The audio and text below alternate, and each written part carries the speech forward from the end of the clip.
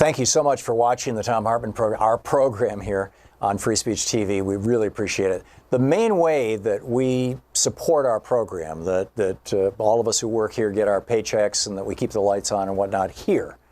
Free Speech TV does that by asking you to donate, a couple times a year, and that keeps Free Speech TV alive. We keep our show alive principally, mostly, by advertising. We have advertisers who pay the bills. They support the program. And we've told you about some of them in the past, but really want to just move all that onto the internet. So if you would like to support our program by supporting our underwriters, our advertisers, you can go to thomhartmann.com. There's a complete list of them, or there will be soon, and just click on their little ads and find out what they have and be there for them and for us. Thank you so much.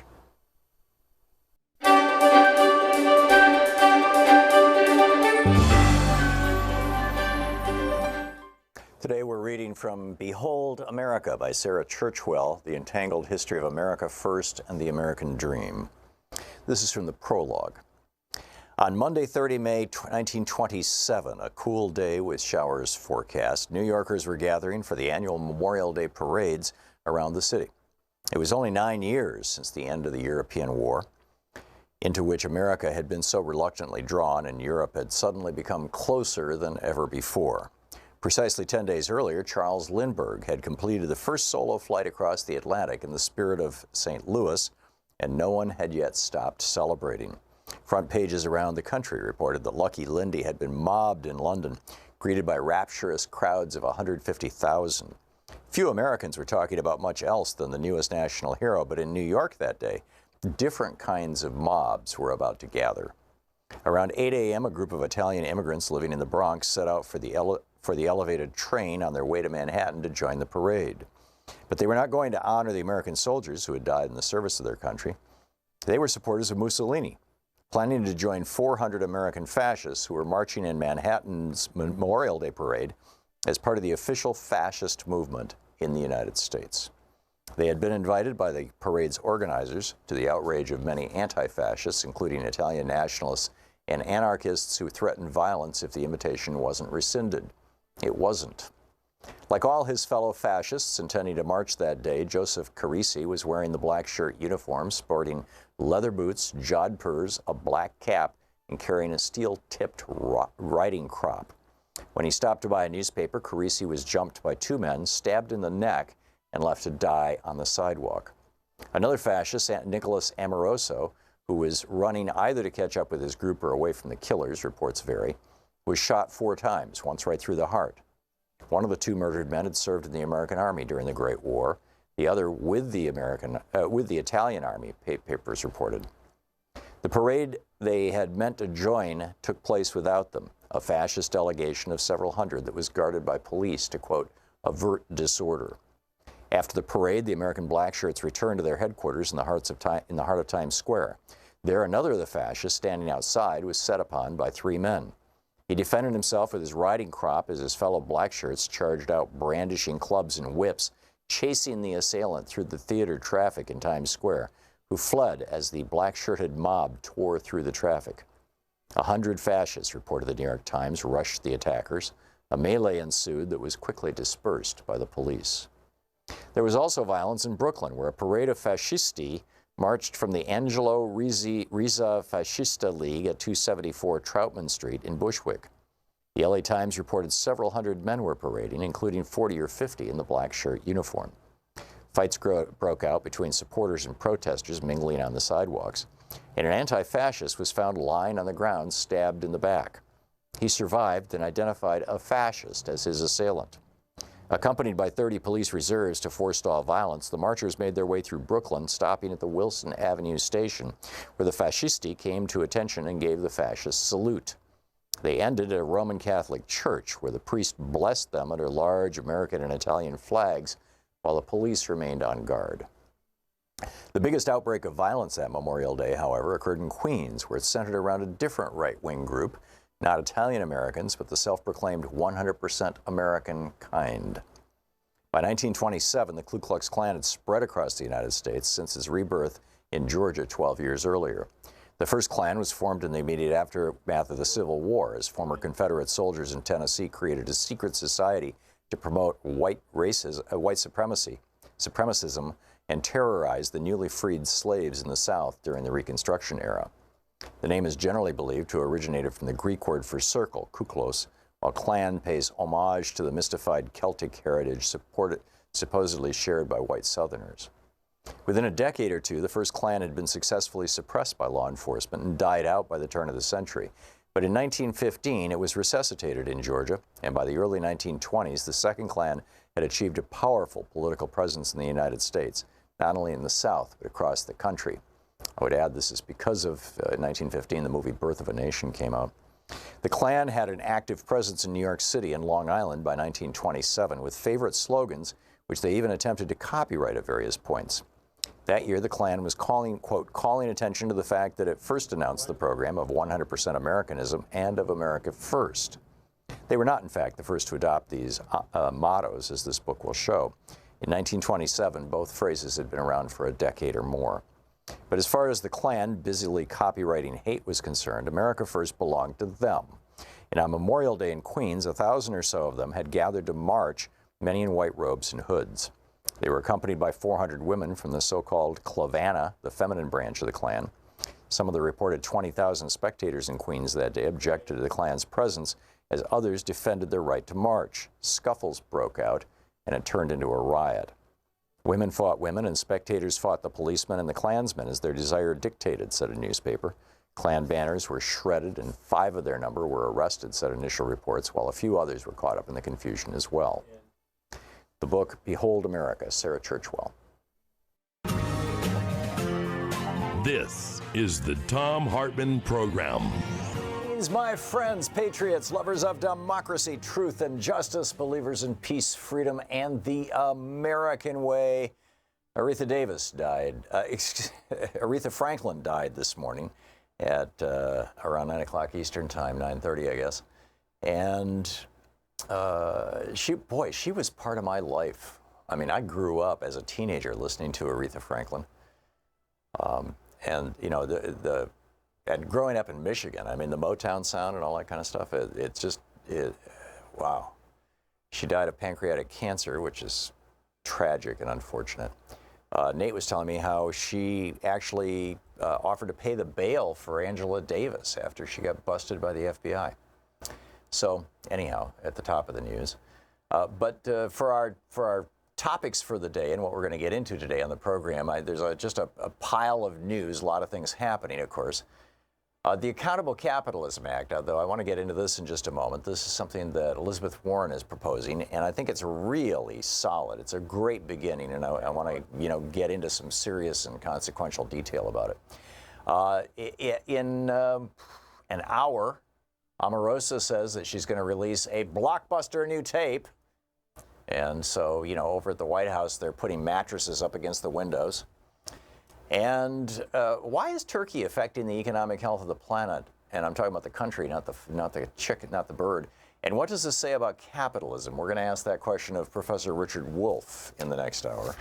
So, a lot coming up today. It's going to be a fascinating day. But let's start with the Elizabeth. Oh, and plus, it's Anything Goes Summer. If there's anything that you want to talk about, give us a shout. The number is 202-808-9925.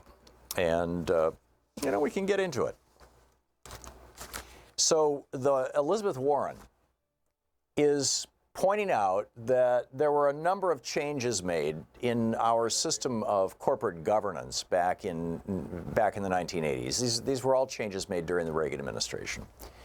And it's really amazing to think about it. I remember the 80s, and I remember many of us protesting what the Reagan administration was doing, but there wasn't much of an audience for those protests. They were like, well, yeah, so what? And, I think it's a really big deal that we keep in mind how consequentially Ronald Reagan changed America. Everything from taxing Social Security, cutting Social Security benefits that way, to stopping the enforcement of the Sherman Antitrust Act, kicking off 30 years, going on 40 years now of massive consolidation of small companies being wiped out, medium companies slamming together into giant companies. And now we have literally half as many companies that are publicly traded, like on the New York Stock Exchange and the NASDAQ, literally half as many companies representing, more than twice as much wealth. So we have just this massive growth of giant corporations that are unimpeachable, unassailable, and have tremendous political power. They're spending billions with a B, lobbying and supporting candidates around the country. It's mind-boggling what has happened. And then and one of the biggest things that they did that was so wrong is that Reagan did was he broke the connection between companies and their employees, the connection between companies and their communities, and the connection between companies and their customers. And frankly, I think you could also make the argument that he broke the connection between companies and the institution of the business itself.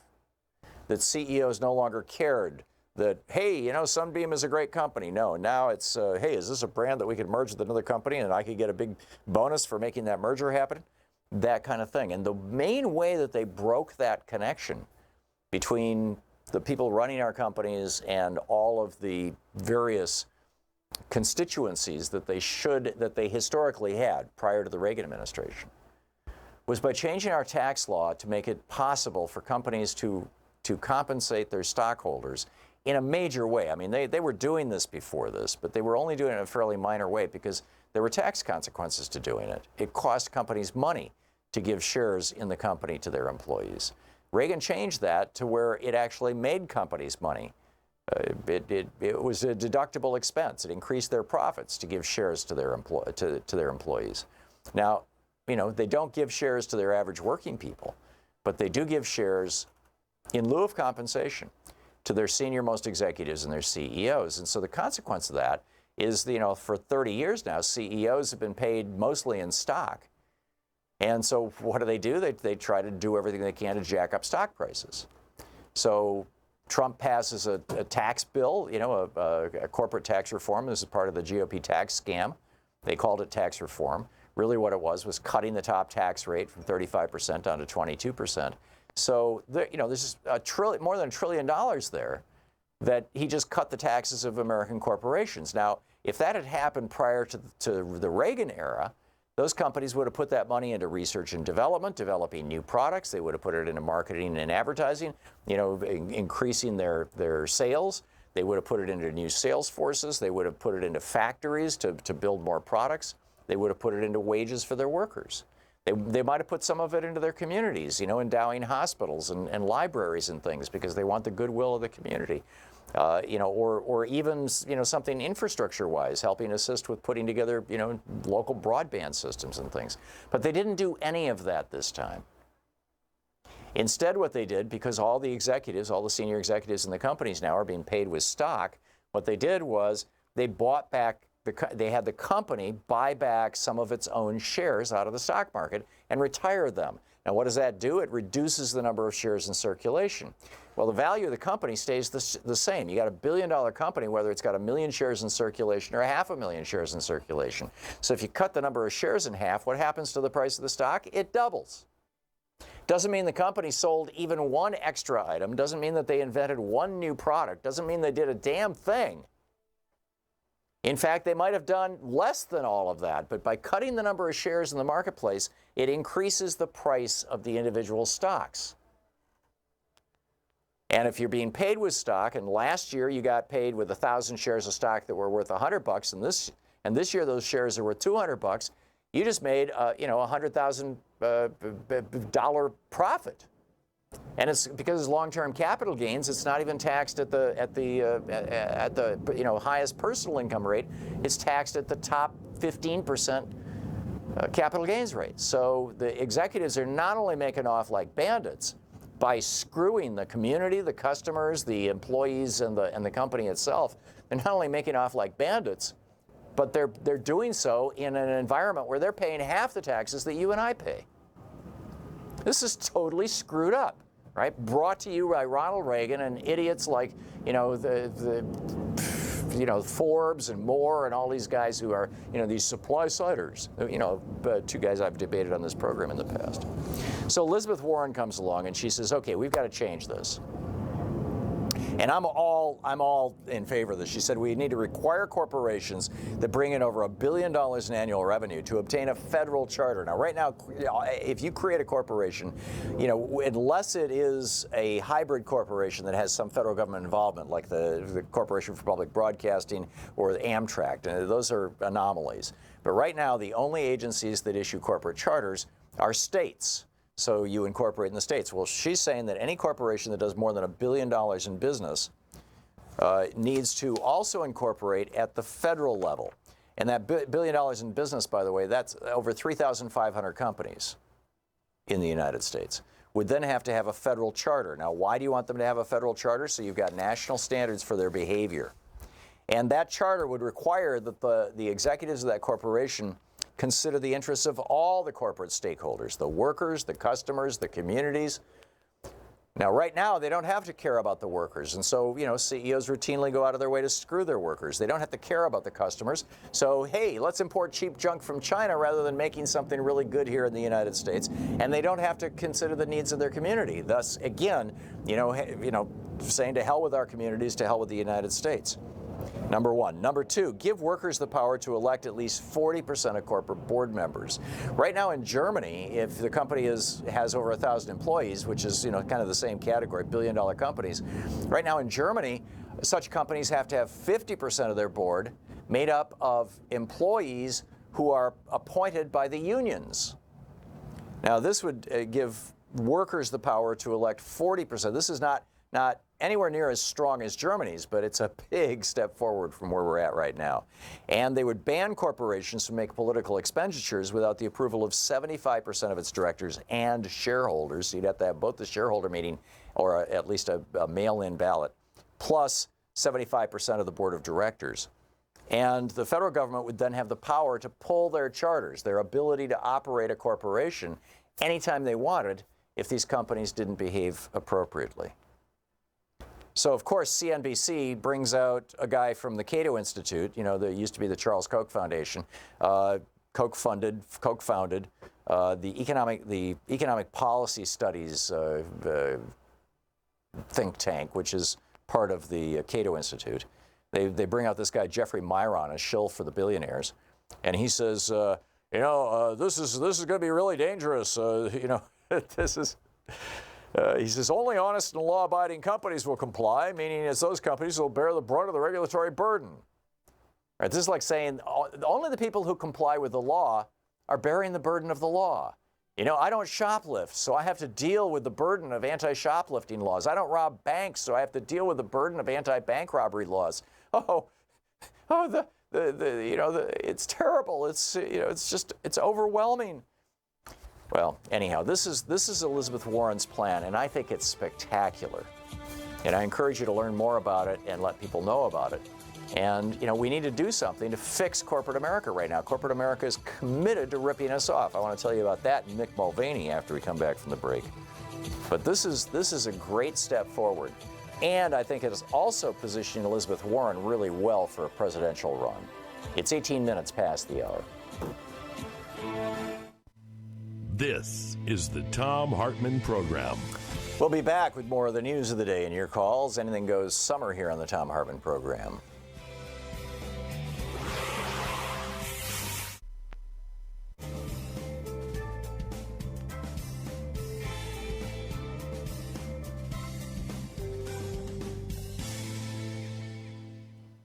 And welcome back. Bob in Eureka, California. Hey, Bob, what's on your mind today? Hi. Yeah, I was wondering about the tariffs that Trump has put on, everything, and who's profiting from that. What's the scam? Who's making the big money? Because there's lots of money being poured out somewhere. Yeah, that's a great question, Bob, and I would love to see somebody dig into it. I don't know the answer right off the top of my head. What I do know is that tariffs, if you look at the history of tariffs, tariffs were first put into place back in the 1400s, late 1300s, early 1400s, the 14th and 15th centuries, by the what were referred to then as the Low Countries, Holland principally, and parts of Belgium. And the Dutch did this and said, if you want to bring goods into Holland, you have to pay a tax. But if you want to buy goods from Holland, no tax at all. In fact, we might even subsidize them. And that turned Holland into the first real worldwide, well, at least Europe-wide, empire. The Dutch trading companies of the 14th and 15th centuries were famous. And then wasn't that the tulips? Well, no, this has nothing to do with the tulips. And then, okay. But the tulips came about. They came about much later. I believe it was in the 1600s, the Seven Seas the Seven Seas scandal or whatever it was. The Dutch tulip scandal. But there was a big company that they built that collapsed. But the only reason that was possible was because Holland at that point in time was one of the most industrialized, one of the most wealthy countries in the world. So all kinds of average people had enough money to bid up the price of the tulips. Well, how did those people get their money? Tariffs. The Dutch government using tariffs, built themselves into a powerful trading empire. Then in the 14 or 1500s, and I'd have to go back and look at the year, 1527 sticks in my head, but it may be wrong. King Henry VII, the Tudor king, said that, hey, this is a great idea. And at that point in time, England was thatched huts and dirt roads. There were not even paved roads. London was a little tiny town, right? And this was, right in the middle of the Middle Ages. And Henry VII said, let's do the same thing the Dutch did. And so he put tariffs on because the major export from England at that time was wool. And he put raw wool. And it was being spun in France, but not in England. He put tariffs on the export of wool and on the import of finished goods. And within 3 generations, England had become the world's largest industrial power and trading power. So it really worked. And Alexander Hamilton looked at that in 1791 when George Washington asked him to and said, we can do the same thing here. And you read his report on manufactures, or my book, Rebooting the American Dream, which reprints his report on manufactures. And you get it. Hamilton did that for the United States. And we became the leading industrial power in the world. Then, starting in the 90s, starting really in 92, or 93, we reversed all that and started aggressively doing away with tariffs. And the result of that is that all our jobs left. So, A, I agree with Trump's instinct to tariffs. I think it's an important thing. But B, your point, there appears to be a lot of the exceptions to these tariffs. They're doling them out to foreign companies to appear to be going to either countries that Donald Trump wants to do business with and likes, not for purposes of national interest or national security, but for Trump hotels and things, and companies that are somehow linked to the Trump crime family. And I haven't seen a definitive list of this, but I see anecdotal comments constantly flying by. Bob, thanks for the call.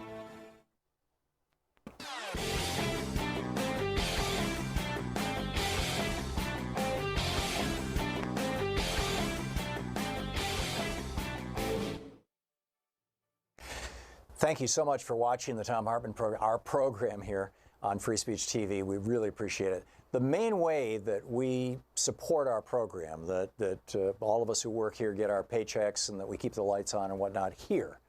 Free Speech TV does that by asking you to donate, a couple times a year, and that keeps Free Speech TV alive. We keep our show alive principally, mostly, by advertising. We have advertisers who pay the bills. They support the program.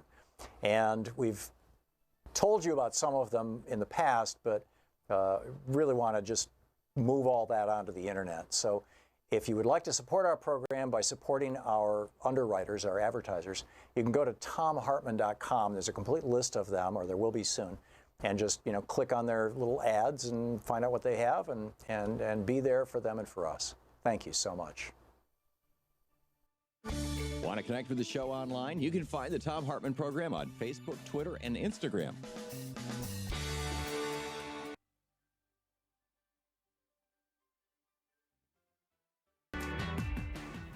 Welcome back. Okay, continuing with my rant about how our this is not even like the Reagan policies were actually, most of them, put into law by Congress.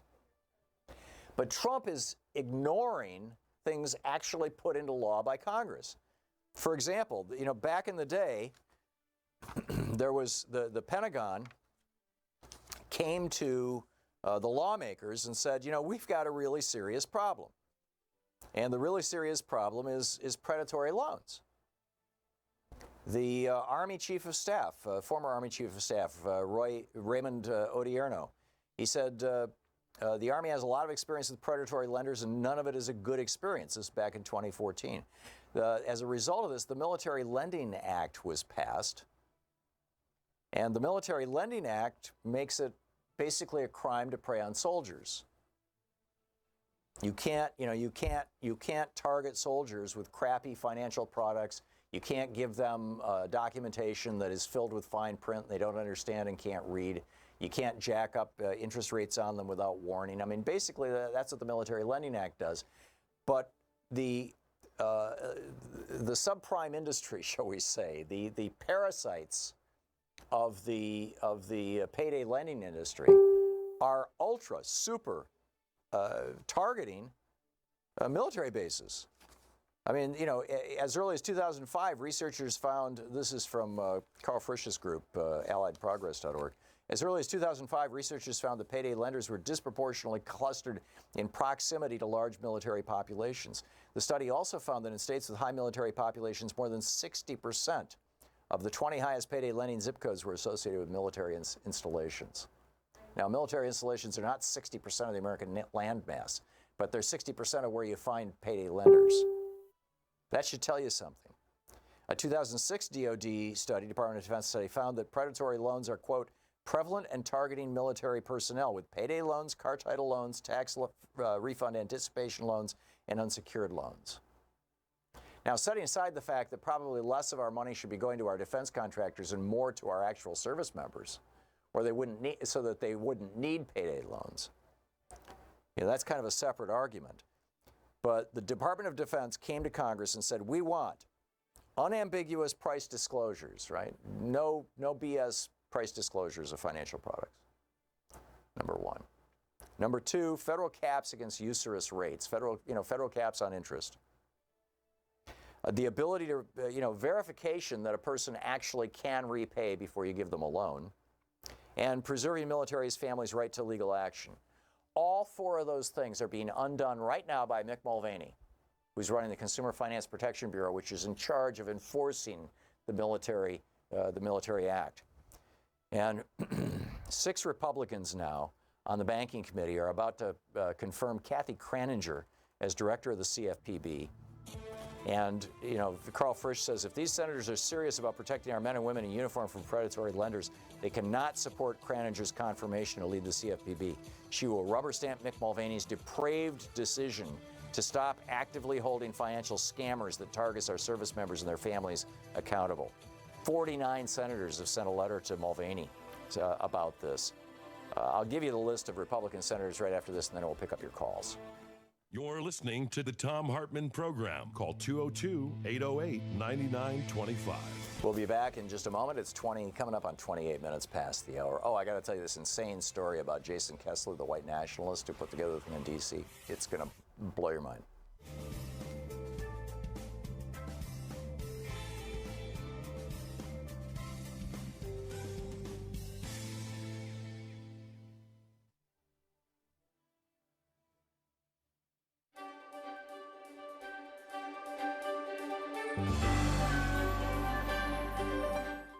Today we're reading from Behold America by Sarah Churchwell, The Entangled History of America First and the American Dream. This is from the prologue. On Monday, 30 May 1927, a cool day with showers forecast, New Yorkers were gathering for the annual Memorial Day parades around the city. It was only 9 years since the end of the European War, into which America had been so reluctantly drawn and Europe had suddenly become closer than ever before. Precisely 10 days earlier, Charles Lindbergh had completed the first solo flight across the Atlantic in the spirit of St. Louis, and no one had yet stopped celebrating. Front pages around the country reported that Lucky Lindy had been mobbed in London, greeted by rapturous crowds of 150,000. Few Americans were talking about much else than the newest national hero, but in New York that day, different kinds of mobs were about to gather. Around 8 a.m., a group of Italian immigrants living in the Bronx set out for the elevated train on their way to Manhattan to join the parade. But they were not going to honor the American soldiers who had died in the service of their country. They were supporters of Mussolini, planning to join 400 American fascists who were marching in Manhattan's Memorial Day parade as part of the official fascist movement in the United States. They had been invited by the parade's organizers, to the outrage of many anti-fascists, including Italian nationalists and anarchists who threatened violence if the invitation wasn't rescinded. It wasn't. Like all his fellow fascists intending to march that day, Joseph Carisi was wearing the black shirt uniform, sporting leather boots, jodhpurs, a black cap, and carrying a steel-tipped riding crop. When he stopped to buy a newspaper, Carisi was jumped by 2 men, stabbed in the neck, and left to die on the sidewalk. Another fascist, Nicholas Amoroso, who was running either to catch up with his group or away from the killers, reports vary, was shot 4 times, once right through the heart. One of the 2 murdered men had served in the American Army during the Great War. The other with the Italian Army, papers reported. The parade they had meant to join took place without them, a fascist delegation of several hundred that was guarded by police to, quote, avert disorder. After the parade, the American blackshirts returned to their headquarters in the heart of Times Square. There, another of the fascists standing outside was set upon by 3 men. He defended himself with his riding crop as his fellow blackshirts charged out, brandishing clubs and whips, chasing the assailant through the theater traffic in Times Square, who fled as the black-shirted mob tore through the traffic. 100 fascists, reported the New York Times, rushed the attackers. A melee ensued that was quickly dispersed by the police. There was also violence in Brooklyn, where a parade of fascisti marched from the Angelo Rizza Fascista League at 274 Troutman Street in Bushwick. The LA Times reported several hundred men were parading, including 40 or 50 in the black shirt uniform.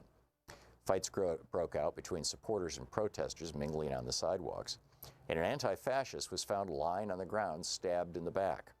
He survived and identified a fascist as his assailant. Accompanied by 30 police reserves to forestall violence, the marchers made their way through Brooklyn, stopping at the Wilson Avenue station, where the fascisti came to attention and gave the fascist salute. They ended at a Roman Catholic church, where the priest blessed them under large American and Italian flags, while the police remained on guard.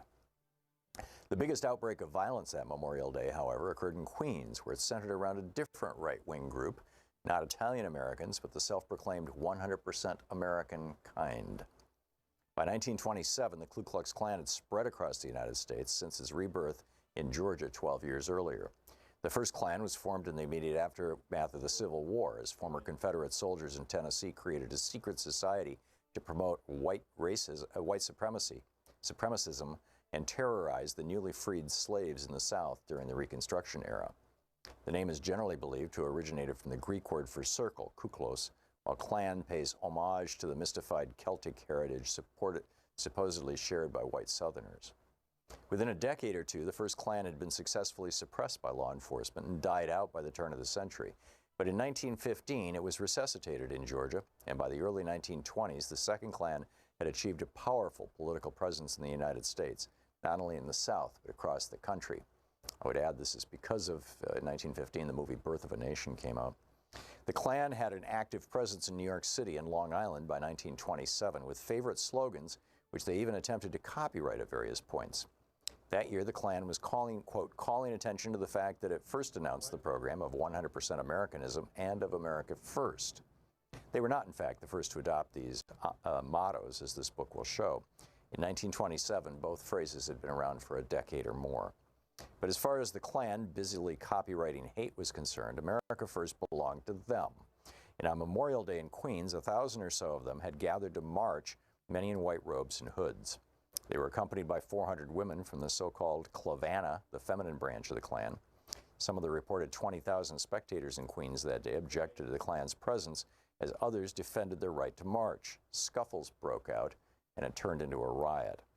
Women fought women, and spectators fought the policemen and the Klansmen as their desire dictated, said a newspaper. Klan banners were shredded, and 5 of their number were arrested, said initial reports, while a few others were caught up in the confusion as well. The book, Behold America, Sarah Churchwell. Want to connect with the show online? You can find the Thom Hartmann Program on Facebook, Twitter, and Instagram.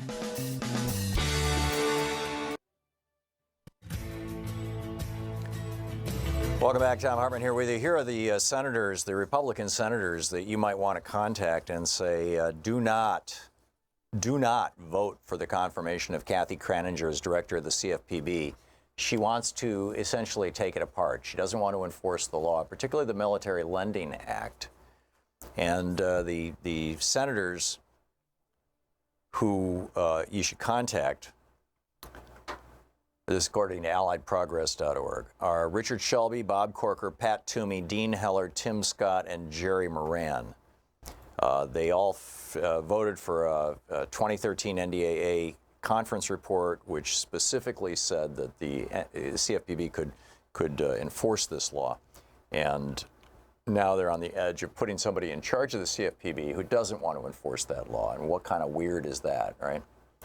So anyhow, picking up your phone calls here on Anything Goes Summer. Jason in Chicago. Hey, Jason, what's on your mind today? Hi, Tom. Thanks for taking my call. Sure. I'm taking advantage of the Anything Goes Summer here to be off topic. There's a stat that you commonly throw out about the value on education based on the GI Bill. Yeah. Back in the day, I think it was every dollar that we invested would be $5 more that we would get back into the economy. It was 7 by the mid-1970s, I think. Yeah. Yes, and while I completely agree that education is very valuable, I'm afraid that calculus no longer applies. Back in the 50s, you could get a dollar would be like 1/500th of a year's education. Now it's like 1/20,000th of it. So the cost of education has spiraled so much quicker than the rest of the economy. I'm afraid that we don't get quite that great a return anymore. Yeah, I'm sure you're right. It might be more like a 2-to-1 return. Even if it's a 1-to-1 return, it still justifies the cost of covering the cost of education. But the larger point, I think, is, and I get your math here, Jason, but I think the larger point is that if we were to provide education for all, the price of education would go down. Once it's viewed as a public good, as a public utility, as and once there's good funding for it, right now the market is fairly limited. It's limited to people who can afford to pay for it, or people who are willing to throw their families into debt. I have so many friends who are in the 50s and 60s who are probably going to retire with 5 or 6 figures in debt because they put their kids through college. And my kids have so many friends who can't get married or buy a house until they're in their 40s because they're paying off student loans. That's the other side of the equation that is ignored in your math, Jason, which is the drag on the economy and the drag on culture and society by people not even being able to start their lives because they have student loan debt, and people not being able to appropriately retire and thus spend money into the economy, which keeps the economy going, because they have student loan debt. We have extracted over $1 trillion from our economy in the form of student loan debt, something that literally did not exist 30 years ago. Yeah, that's a fantastic point. I mean, graduating $80,000 in debt is not losing $80,000. You're probably losing $160,000 by the time you have it all paid off. That's right, or more. System. Yeah, or more, depending on the interest rate, and depending on what percentage of people don't make it and default and end up with fines and penalties, and the taxpayers then have to pick it up, and they can't declare bankruptcy and things. Even if it's not 7-1 anymore, even if it's not even 2-1, in terms of expense, it's still the right thing to do for our society. I was reading Jefferson last night, and I'm working on a book about the Supreme Court, and I was digging through his collected letters looking for his comments on the Supreme Court, and he was talking about how the correction, the solution for the problem of a dysfunctional government. He was saying, I don't think the Supreme Court should be the one that determines what's constitutional and what's not. It should be up to the executive branch to determine for the president. For the president should determine for himself what's constitutional, what laws he thinks are constitutional and should sign, and what laws he thinks are unconstitutional and shouldn't sign. It should be up to Congress to determine whether the laws they're putting forward are constitutional, and their authority should stand. And he was challenged in this by one of his correspondents, one of the guys he was writing with, writing letters back and forth with, who said, well, what happens if the people make a bad decision? What happens if the people elect a bunch of a president or a bunch of elected officials who are, acting in an unconstitutional way, and you don't have the power of the Supreme Court to rein them in, to say, no, this law is unconstitutional? And Jefferson's response was that we should tax every citizen 1 shilling a year and thus pay for a national public education system that included college. I mean, it's literally, this is Jefferson's letters. This is for 1818, as I recall. It was after he left the White House. And it just was like, whoa, am I really reading this? Thomas Jefferson calling for national public education. Well, of course he was. He started the University of Virginia as a free school. So, his solution to the problems of dysfunctional democracy was more education. And, modern day Republicans have completely abandoned that. They've gone in the complete opposite direction and said, no, let's make it harder for people to get an education. Even an elementary school education, let's make it harder. And let's maintain this local property tax-based system for funding our public schools, because it makes, public schools in poor neighborhoods poor and crappy, and it locks in poverty. And making sure that public schools in high-end, affluent, top 5% areas are really, really nice, because that locks in the upper middle class. And finally, Jason, the point of and I'm not sure if you made this point or if it was an earlier caller, but Mark Penn in his book Microtrends points out that yes, the middle class is shrinking, and yes, some of that is because people are falling out of the middle class into the lower working class, into the working poor. But more people are falling out of the middle class into the upper middle class because of college education. So, we just don't pay anywhere near enough attention to this stuff. Jason, have you said what you wanted to say? Yes, I did. Thank you so much, Doug. Thanks a lot, Jason. Good talking with you. Bye. Jerry in Tolma, Wisconsin. Am I saying that right, Jerry? Yes. Hey, what's on your mind today? Well, thank you for taking my call. It's been bothering me for quite a while with this clearance, secret clearance stuff. I'm retired military, a master sergeant, and I had a clearance, and I know what you have to go through to get one. You're talking John Brennan's security clearance being pulled from him as revenge by Donald Trump? Yes, exactly. And what really irritates me, and nobody says it, is Donald Trump himself could have never got a clearance himself. You're right. No way. Cadet I Bone think there Spurs, should be a yeah. law. I think there should be a law that the president should have to pass a clearance, because it's ridiculous. It gives secrets away in the Oval Office to the Russians, you know. Yeah. Well, this this goes back to the everything up. Yeah, Jerry, this goes back to the rant I was just laying out a minute ago about how, you know, Jefferson was saying that if democracy fails, which it has clearly failed in this case, you know, electing an unqualified boob to the presidency. If democracy fails, the solution isn't less democracy. The solution is more education and better education. And this is the, you know, the whole issue of security clearances. I think most Americans don't really even understand what a security clearance is and what it does, and B, they don't understand why you would want people who formerly had security clearances, particularly at high levels of government, to maintain them. But the whole idea that people have elected, you know, a guy who is unqualified, a guy, you know, the idea that Dick Cheney and George W. Bush could sell themselves as the first CEO presidents, and that's a really good thing, right? CEO presidents. You know, I mean, this is like, you know, if the American people were well educated, if we taught civics and history in our classes, in our schools. You know, particularly I get it that they do in the upper middle class schools, but they don't in much of America. I don't think that you would see this kind of problem. So Exactly. yeah. Well, thank you. Yeah, thank you, Jerry. Good point. And I think that this is, and the other part of this, by the way, that I think is really worth pointing out is Trump going after John Brennan, because John Brennan has said that he thinks that Trump actually did collude with the Russians and is. You know, there is a there, right? That's basically Brennan's thing. Trump going after him is not just Donald Trump punishing somebody who said something he doesn't like. I mean, there's certainly a large element to this. But this is very much like in 1798 when John Adams got the Alien and Sedition Act passed, which gave him the power to shut down newspapers and imprison newspaper publishers, editors, and writers who said things he didn't like. And they didn't have to be genuinely or accurately seditious. All they had to do was offend the president.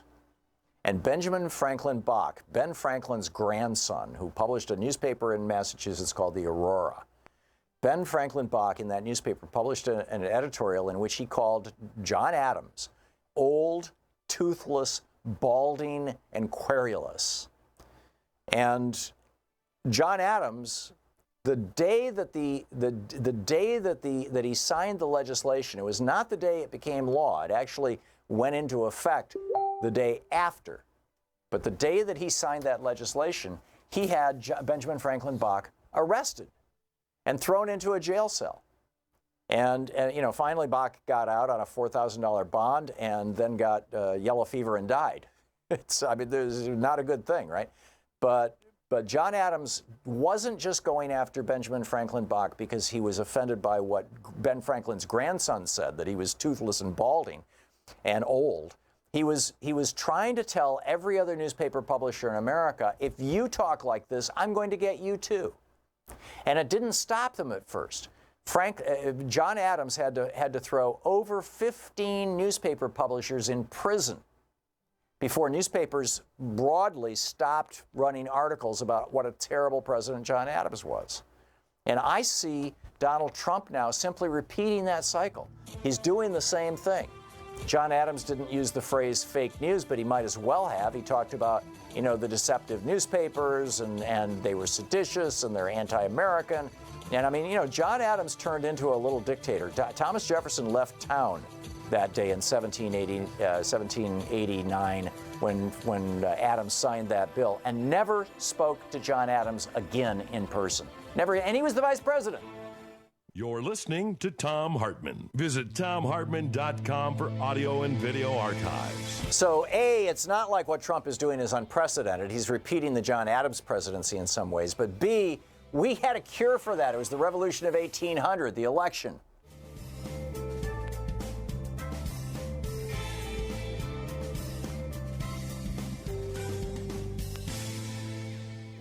And welcome back. Derek in Houston, Texas, listening to us on KPFA. Hey, Derek, what's on your mind today? Can you hear me, Tom? I do. Okay, good. First, thanks for being on the show. Well, let me get through. But anyway, I have a sort of a question. Mm-hmm. There was the Supreme Court, I think that's how it went. Something, they passed a law about unions, like outlawing unions or something of that nature. But if I'm correct, it could have been Congress or the Supreme Court. But if either or, if unions are, in a downward spiral, are being banned, so to speak, losing power, their power, does that apply also to the Fraternal Order of Police Unions? Yes and no. It's a great question.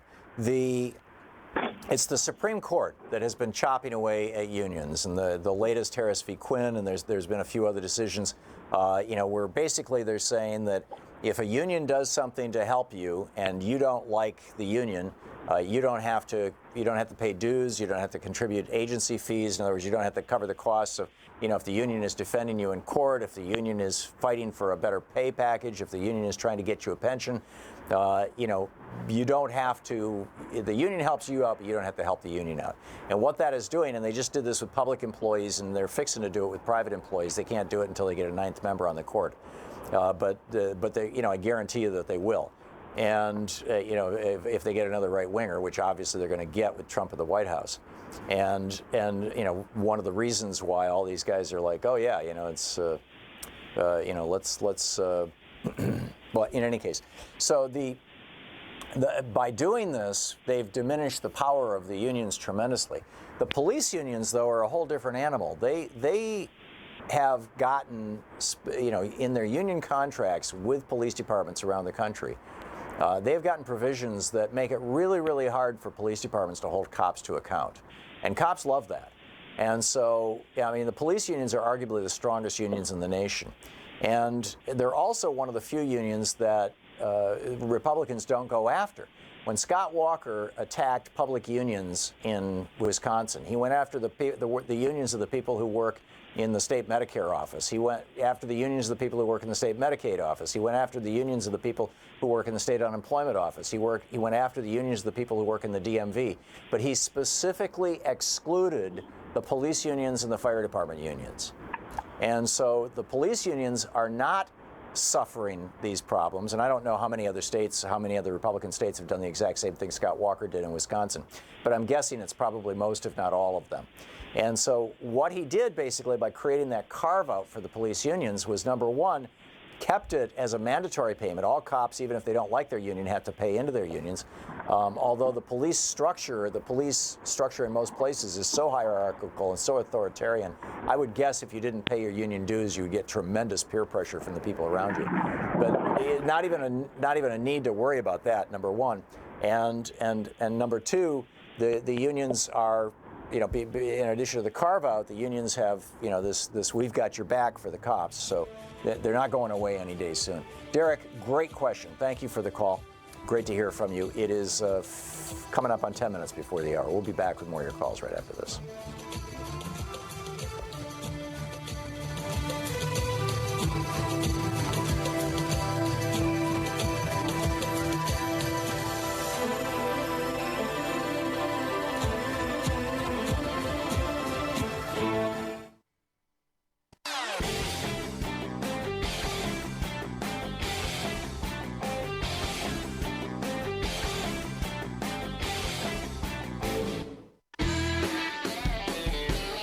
Welcome back. Thom Hartmann here with you. Alan in Chicago, listening to Chicago's Progressive Talk. It says here you disagree with me, so you go to the front of the line. What's up? I was just wondering, you mentioned the Republican paper back in 1795. Yeah, the Aurora, 1798. 1798. How could that be? Well, I didn't use the word Republican, although Benjamin Franklin Bach would have. Republican back then was a word that meant essentially someone in favor of the nation being a republic being a country where the elected officials are elected by the people in a democratic fashion. Republic and democracy were words that were largely interchangeable until the mid-20th century, and when they got redefined by conservatives. But the Republicans back in that day, Thomas Jefferson, the original name of the Democratic Party was the Democratic Republican Party. And they dropped the word Republican in the 1820s. And then when the Whigs collapsed in the 1850s, the new party that came out of the collapse of the Whigs, there has to be a party that defends the interests of very, very wealthy people. It was the Federalists during the time of John Adams, and John Adams was a Federalist. The Federalists were the party of the rich and powerful. The Democratic Republicans were the party of the working people. And like I said, they dropped the word Republican from their name. So did I answer your question, Alan, or was there another something? Yeah, thanks for your clarification. I just wondered because I figured Republican Party as we know it today was established in 1862, and I was just wondering. Yeah, it was actually 1856 in Jackson, Michigan was where, and then there was a similar thing somewhere in Wisconsin or Minnesota that brought out the modern day Republican Party. But yeah, it's a good point. And you read Jefferson, and he talks about our Republican values and our Republican nation. And Republicans love to quote that, little realizing that in doing, whenever Jefferson did that, he was trashing the Federalists. Well, the modern day Republican Party is the continuation of the Federalist Party. So he was trashing what you would call Republicans today, using that word Republican. Alan, thanks for the call. And thanks for listening to us on Chicago's Progressive Talk. Wayne, listening on KBCS in Seattle. Hey, Wayne, what's on your mind today? Hey, Tom, man, you are a breath of fresh air. Thank you. What's up? I love your show. I've been listening to all the old gang on Air America, Stephanie Miller and all the rest of them. But I just love you. I listen to you all the time. Anytime I get a chance, I tune you in. But no, the thing I wanted to say was the industrial age is killing the earth. Yes. Went back. If you go 400 years back, before, I don't know how many years, 400, 500, I don't know what it is, but everything was organic. There was no artificial anything. It was all organic. And every step we take into the future is making nuclear bombs, and there's like over 1,000 industrial chemicals. They've never tested for cancer. It's 80,000. Yeah. 80,000. We're killing ourselves. By the smarter we get, we're killing ourselves. Yeah. No, it's your point is really well taken. And by the way, it's also, I think, a function of population, but certainly a function of technology. The planet, from the time of prior to the agricultural revolution 10,000 years ago, there averaged probably between 25 and 100 million humans on Earth during the 100,000 years prior to that at any given time. Right. After the agricultural revolution, we went up to a worldwide population of around 250 million. That was at the time of Jesus. From there to the first billion took 2,000 years. We hit our first billion in 1800. Well, it took 1,800 years. Our first 1 billion people was in 1800. The next billion people took only 130 years, 1930. When Franklin Roosevelt was sworn into office, there were only 2 billion people on Earth. The third billion took only 30 years, 1960. When Jack Kennedy was sworn in, there were only 3 billion people on Earth. The fourth billion took, as I recall, 17 years, 1977. The fifth billion took 13 years, 1984. The sixth billion, down to 12 years in the 1990s. I think it was 91. And now we're pushing 7 billion. We're over 7 billion. And that is producing enormous pressure on. But it's not just the people. It's our technology is killing. No, but my point is that kind of demand for food has led to the use of technology to produce food in excess of what our food-bearing areas typically could provide. It's not just food. It's cars. It's airplanes. It's of course. Everything. Plastics. Yeah. Everything that we invent is killing us. Yeah, we're digging all this stuff up from the earth, which is. By the way, Wayne, are you suggesting, is this a Luddite call to action that we should abandon technology? I wish we could go back in time and just get back to, everybody, all they need is a house to live in, a bed to sleep in, and some food to eat. That's all. But they died when cholera or yellow fever came around. Yeah, but people lived back then. They figured out your human body, figured out, and plus there was guys that shamans and stuff. They knew how to give you a certain herb or something to help you survive. It's like, you know what I'm talking about. Yeah, I know what you're talking about. But if I've got pneumonia, I'd rather take an antibiotic than an herb.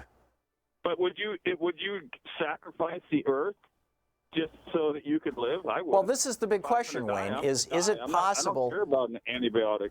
Is it possible to maintain the integrity of the planet? And that argument has been largely lost in the last century. But is it possible to regain the integrity of the planet and maintain modern technology? And I think that the fact that we are, number one, becoming more ecologically aware as our global warming is melting our planet down, on the one hand, and on the other hand, that we're moving away from fossil fuels. I mean, this year the planet is generating more solar electricity and wind electricity, more green power, not just hydro, but just solar and wind, more solar and wind power than the amount of electricity that the entire United States consumes. So this is huge, and this is spreading around the world really rapidly. And I think as we get off a fossil fuel economy, the next step should be getting off an extraction economy. And I frankly think we can do it, Wayne. I'm a little more sanguine about this. Thank you for the call. You're listening to Thom Hartmann.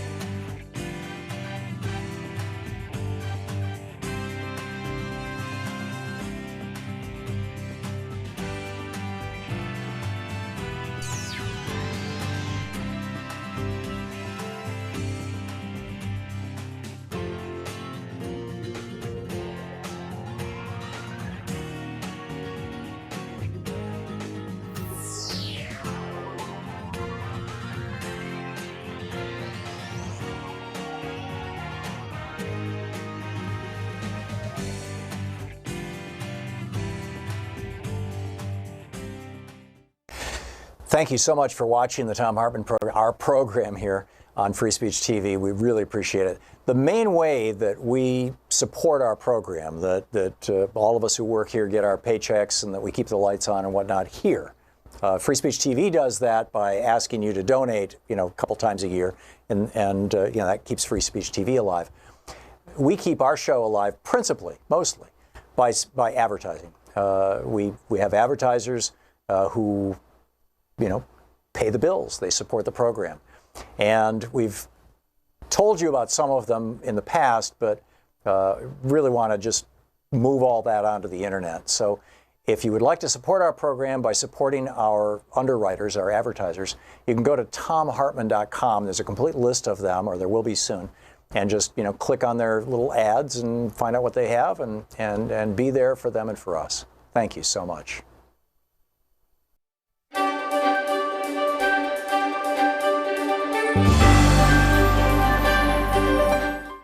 Thom Hartmann University Book Club. Today we're reading from Ralph Nader's most recent book, Breaking Through Power. It's Easier Than We Think. This is from the first chapter. It's titled Plutocracy of Maximums, Democracy of Minimums. When I was a student at Princeton University, I learned from my anthropology studies the concentration of power in the hands of a few is common to all cultures, societies, nations, tribes, cities, towns, and villages.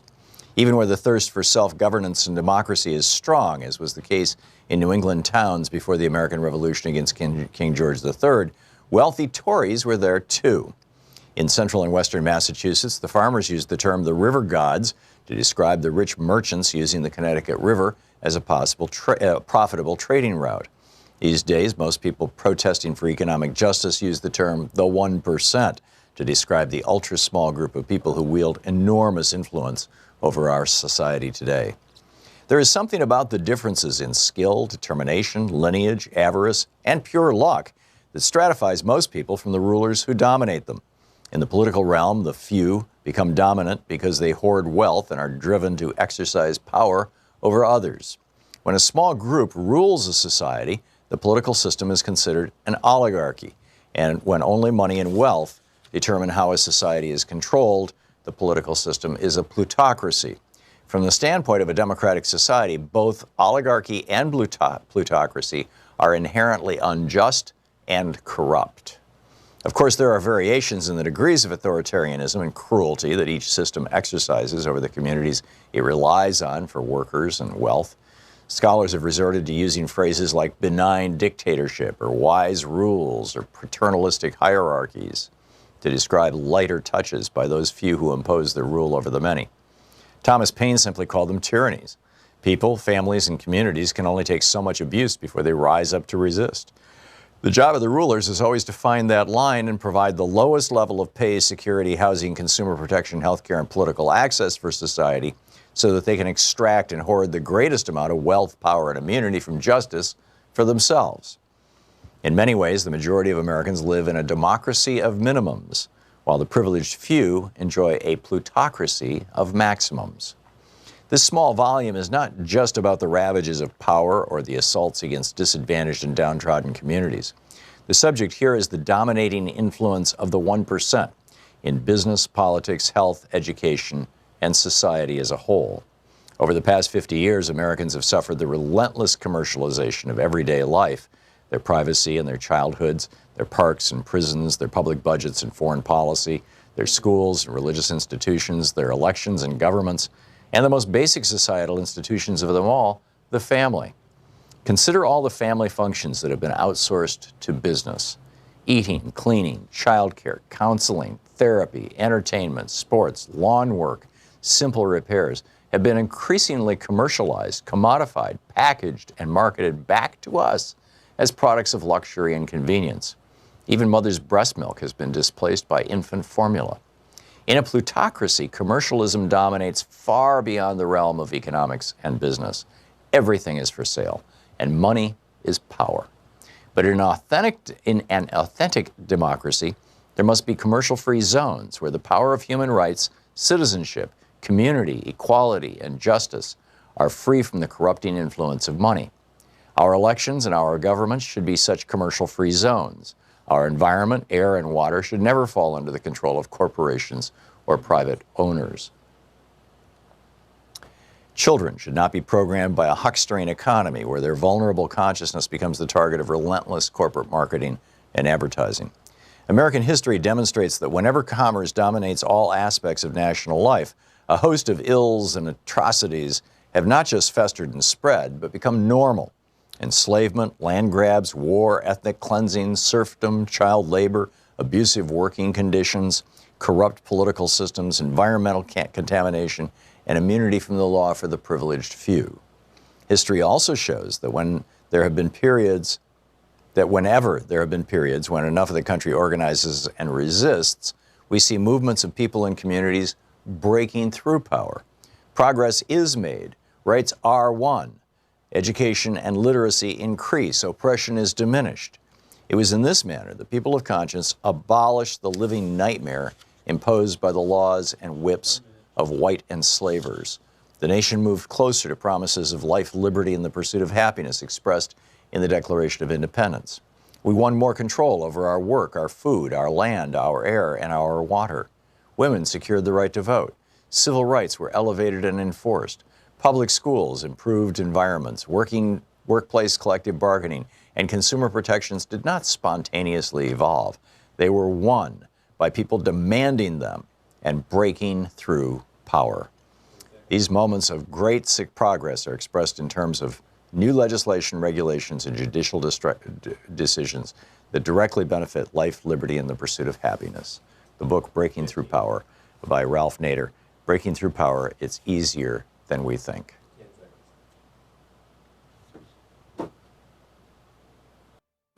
Want to connect with the show online? You can find the Thom Hartmann Program on Facebook, Twitter, and Instagram.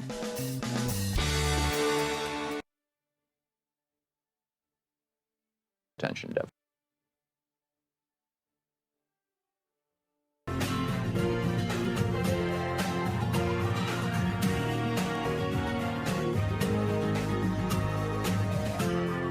This is the Thom Hartmann Program.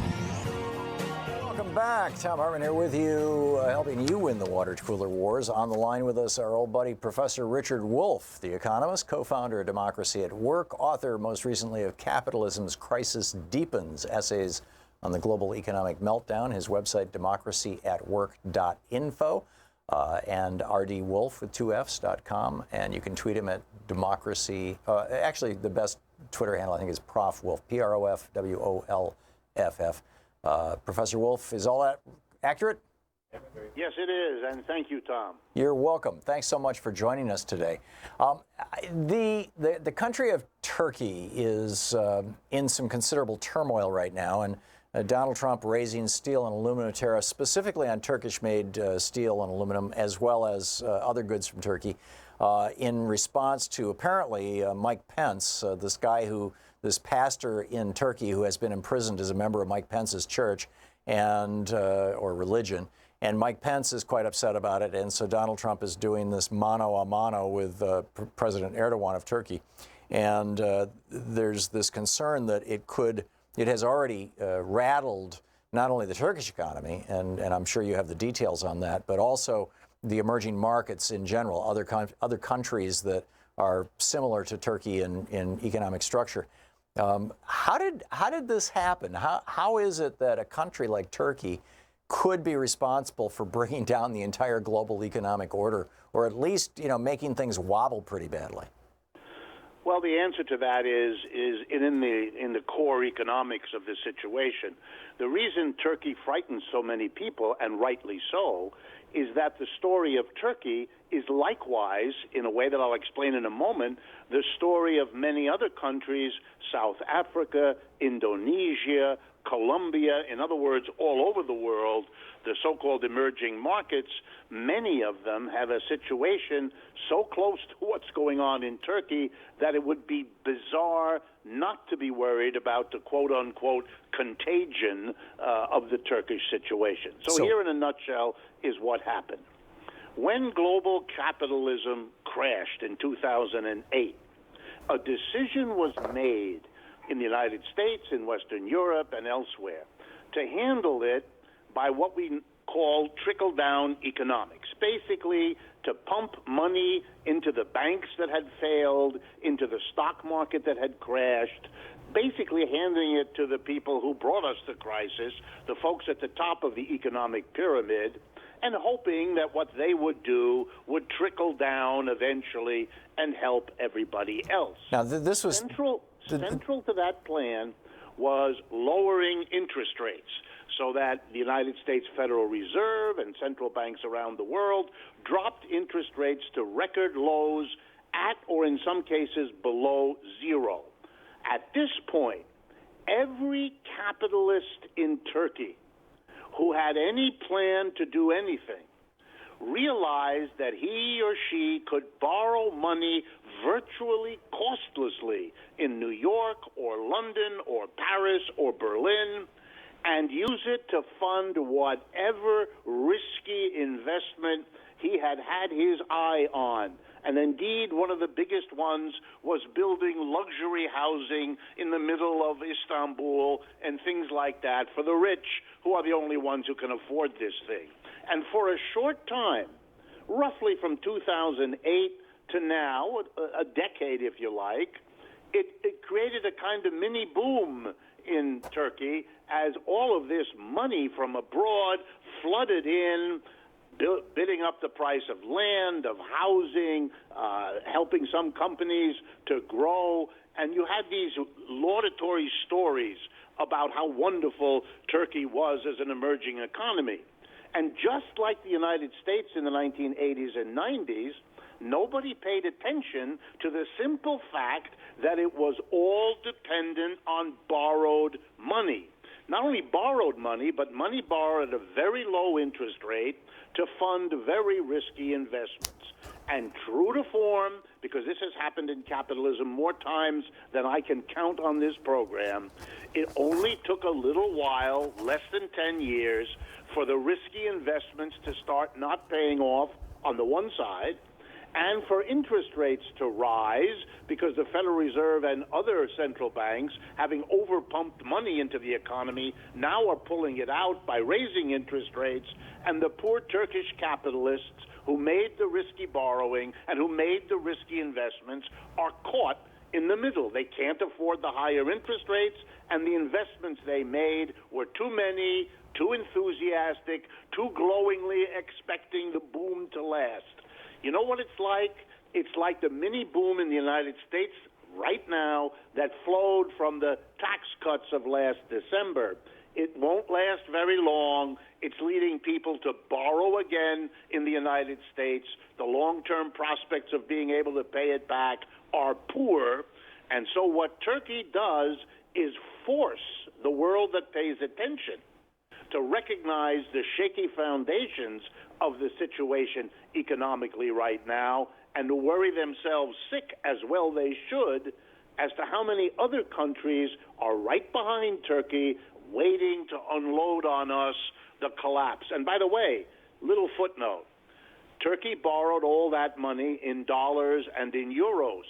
As the Turkish lira collapses in value, and it's lost nearly half its value in the last 6 months, it is, of course, impossible for the Turks to pay back those loans, since they have to give way more lira to get a unit of the currency they borrowed in. And since that's true for Indonesia and for Colombia and for South Africa, it is a disaster waiting to unfold.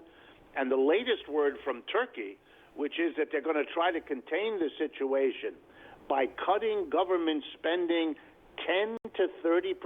That's what the Minister of Finance in Turkey said earlier today. That means that the pain of all of this is going to be loaded on to the average Turkish citizen in a literal collapse of public services. This is a disaster.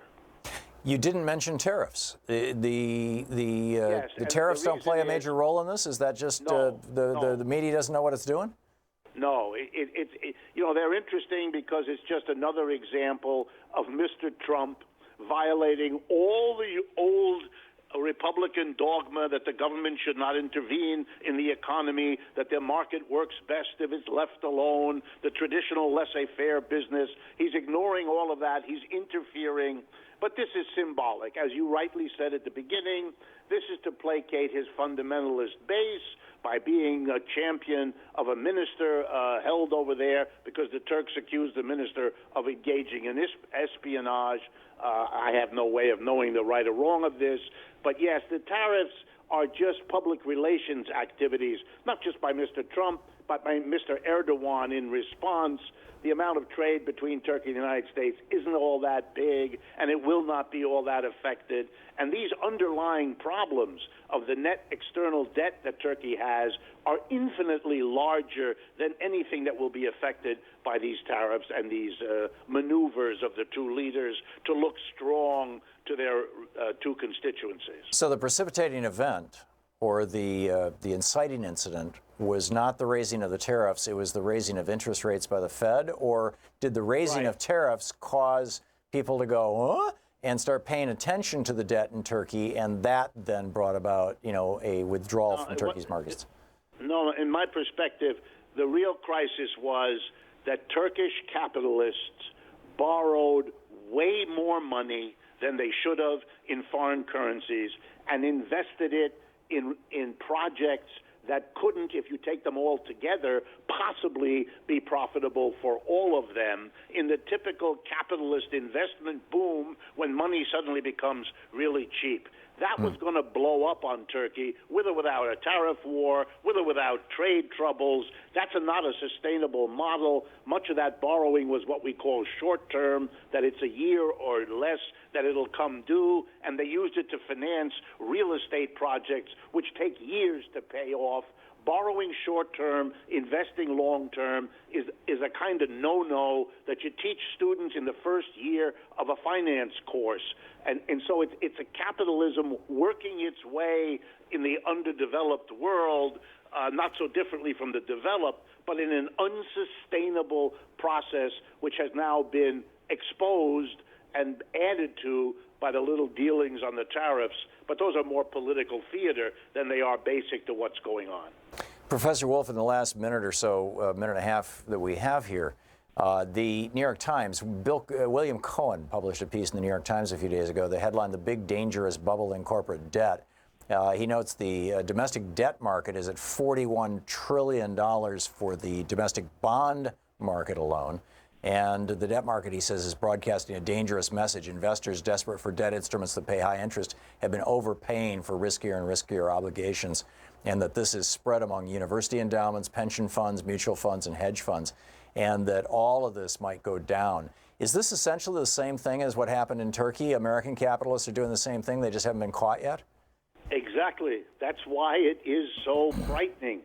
You know, you look at Turkey and you have to, given the debt, because the same logic applied. The interest rates went to next to zero, and American corporations said, oh, goody, we can get money for next to nothing, and we can fund everything. And in the early years of that, the fact that everybody's doing it makes everyone think that the rationale for them having done it is working out and that they will make the big profits that they're hoping for. But when you put it all together, the lack of a planning system, the lack of coordination means you're going to have a capitalist boom for a few years followed by a capitalist bust. It's been the pattern for the 300 years we've had capitalism.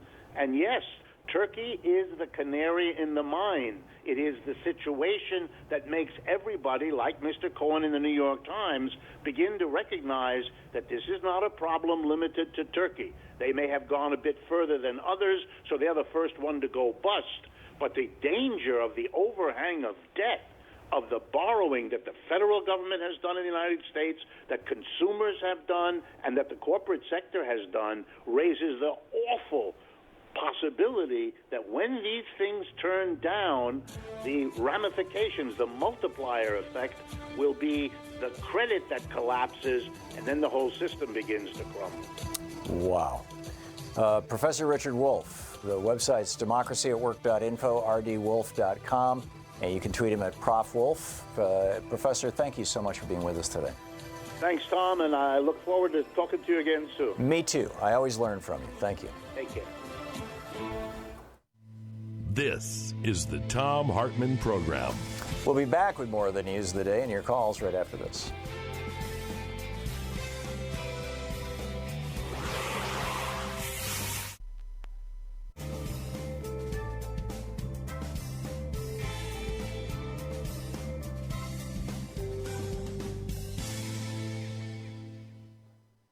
And welcome back. Renetta in Dover, Delaware, watching us on YouTube. Hey, Renetta, what's up? Hello. It's nice to actually get to talk to you. Indeed. Am I saying your name right? Yes, you're saying my name right. It's Renetta. Great. It's like Renee with an extra couple letters. Got it. So what's on your mind? Well, today, what was on my mind was that as a disabled veteran, I've kind of come to recognize that the way that we see disability in America, both legislatively and civilly, is completely broken, because we tend to give big talk to how we're going to fix things, but as a general rule of thumb, policy tends to treat it like a number, and the ultimate problem with that is you end up with people who have combinations of disabilities. Like in my case, I have multiple disabilities that all interact with each other. If I flare one up, I flare the other up, and our disability law doesn't cover that. It treats each of them as like X percent to X percent and just adds them together. Is that unique to the military, or does that extend to Social Security disability as well? It extends to Social Security disability as well. There's people living with like severe, I have a friend who has ankylosing spondylitis and fibromyalgia, and they just play havoc on her life, and she constantly gets fired from her jobs because she's too sick. But disability is just like, well, you're not disabled enough for us to pay you. And also there are situations where, like with VA disability, they'll give you 80% even if you have 300% worth of rateable disabilities. And I think that law needs to change to kind of recognize if you're a specific percentage disabled based on service-connected disabilities. If you're 100% disabled, the government should just cover that little extra bit, because for a lot of veterans, we end up in a situation where we're getting 70% and other social safety nets just will not step in and cover it. And so you're living paycheck to paycheck, wondering if you're going to have enough money to put food on the table. And it seems to be throughout the entire system, almost built into it, if that makes sense. Yeah. So your solution is what, Renetta? Well, I would say that what needs to happen is that we need to actually have medical practitioners that understand the makeup of conditions and how they interact in positions where they can make decisions about what disability rating should be. There shouldn't be somebody who has. Couldn't that, though, if I may interrupt you because we only have 40 seconds left, couldn't that be dangerous? I mean, if you go to your doctor saying, and the larger part of the agenda is, I want to get an extra $200 a month on my disability check because I think I'm entitled to it because I'm that disabled. The doctor may hear the stories of disability, which in some cases people might really even emphasize, and say, oh, well, you need more painkillers, or you need more of this drug or that drug, or we should get another surgery for you, and you end up over-medicating people. True, that can be a problem, but I think that the system is already rife with that, even without there being some kind of person standing up for the people with disabilities. And how about an independent physician? How about somebody who isn't in a position to write a prescription but can look at your history? Yeah, that's kind of what I was getting at. Somebody who can consider the total effect of disability. Yeah. Interesting. This is not an area that I have a lot of knowledge about, and I thank you for contributing to it and filling me in. I need to look at it more carefully. Renetta, thank you very much for the call, and thanks for watching us on YouTube. We'll be back with more of Anything Goes Summer and your calls and the news of the day right after this.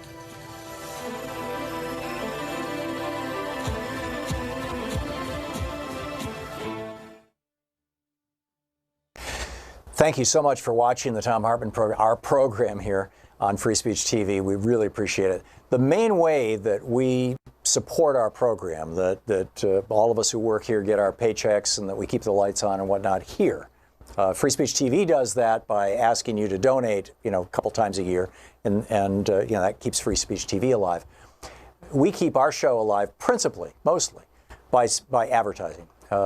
We have advertisers who pay the bills. They support the program. And we've told you about some of them in the past, but really want to just move all that onto the internet. So if you would like to support our program by supporting our underwriters, our advertisers, you can go to thomhartmann.com. There's a complete list of them, or there will be soon, and just click on their little ads and find out what they have and be there for them and for us. Thank you so much. Want to connect with the show online? You can find the Thom Hartmann Program on Facebook, Twitter, and Instagram.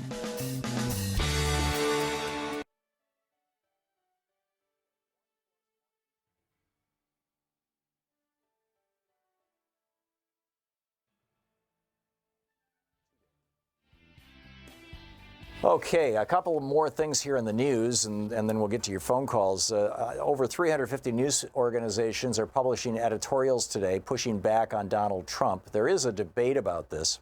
As of yesterday morning, it was 343 papers. I believe it's over 350 now. It may even be over 400.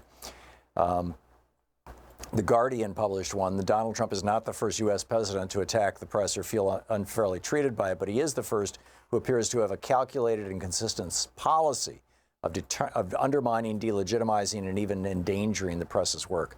Well, I'd say he's not the first. I'd say John Adams was the first. He's the second, but he's following in the tradition of John Adams, which was extraordinarily destructive and which the American public rejected, leaving John Adams a one-term president. Another thing in the news that I think is particularly important if you have kids. This from the New York Times, Mahir Zaveri, writing on August 15th. The Environmental Working Group has found that Cheerios, Quaker Oats, and other breakfast foods could increase the cancer risk for children. Why? Because they all contain elevated levels in this study. They found elevated levels of glyphosate, or glyphosate, I've heard it pronounced both ways, which is the active ingredient in Monsanto's product Roundup, which is now Bayer's product Roundup. And they sampled 45 different samples of breakfast foods made from oats grown in fields sprayed with herbicides. 31 of those 45 samples had elevated levels of glyphosate. Alexis Temkin, the group's toxicologist, said there are levels above what we would consider safe in very popular breakfast foods. They go on to say in the New York Times, a California jury, and this is what we discussed this yesterday with Bobby Kennedy. He was the lawyer who litigated this, that Monsanto had failed to warn a school groundskeeper of the cancer risk posed by its weed killer Roundup, of which glyphosate is an active ingredient. The guy got non-Hodgkin's lymphoma. Monsanto was ordered to pay $289 million in damages. There are 5,200 similar lawsuits. Last year in Scientific Reports, a journal that's published by Nature, which is one of the most respected journals in the world, rats that consume very low doses of glyphosate, of Roundup, each day showed early signs of fatty liver disease within 3 months, which worsened over time. This is something that, we really should be paying attention to. We're being poisoned. So, that's what's going on. Oh, we've got a Pastafarian alert, too, after the break. And I've got to tell you, I think I'll save this for the top of the next hour, for 30 minutes from now. Privatization just killed over 30 people. I got to tell you the whole story. We'll do it at the top of the hour. Stick around. You're listening to the Thom Hartmann Program. Call 202-808-9925. And of course, Omarosa reveals a new secret tape recording. Stick around.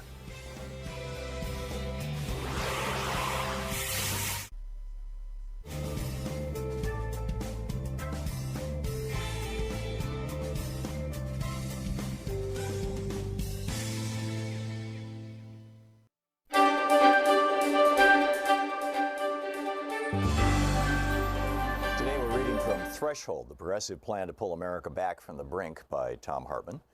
And this is from Chapter 2, The Economy. The epigraph, Woody Guthrie's saying, some men rob you with a 6-gun, others rob you with a fountain pen. The title, the opening part of this chapter, The Coup of the Elites. The election of 1992 pitted Bill Clinton against George H.W. Bush. While Bush was running as a conservative who was compassionate enough to hope for 1,000 points of privatized non-governmental light, Clinton campaigned as an unabashed FDR, believing in government as a solution liberal. In language reminiscent of Teddy Roosevelt's Progressive Square Deal and FDR's Progressive New Deal, Clinton proposed a new covenant between the U.S. government and U.S. citizens. In a speech at Georgetown University on October 23, 1991, he declared, "We've got to rebuild our political life before the demagogues and the racists and those who pander to the worst in us bring this country down. People once looked at the president and the Congress to bring us together, to solve problems, to make progress. Now, in the face of massive challenges, our government stands discredited, our people are disillusioned. There's a hole in our politics where our sense of common purpose used to be. To turn America around, we've got to have a new approach, founded on our most sacred principles as a nation, with a vision for the future. We need a new covenant, a solemn agreement between the people and their government to provide opportunity for everybody, inspire responsibility throughout our society, and restore a sense of community to our great nation. A new covenant to take government back from the powerful interests in the bureaucracy and give it back to the ordinary people of our country." More than 200 years ago, our founding fathers outlined our first social compact between government and the people, not just between lords and kings. More than 100 years ago, Abraham Lincoln gave his life to maintain the union that compact created. More than 60 years ago, Franklin Roosevelt renewed that promise with a New Deal that offered opportunity in return for hard work.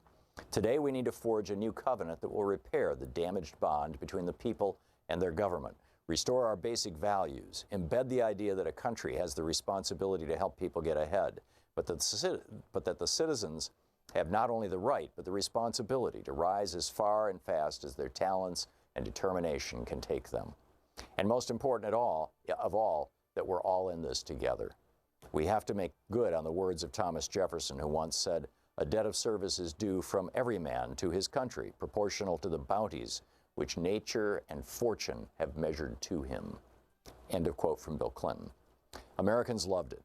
A majority of voters in 1992 were old enough to remember what America was like under the 1940 to 1981 New Deal era, when a single worker with a good job had health care, a pension, and could raise a family and buy a home, when the GI Bill educated millions, when hospitals and health insurance companies in nearly every state were required by law to be not-for-profit corporations, and health care was inexpensive and widely available.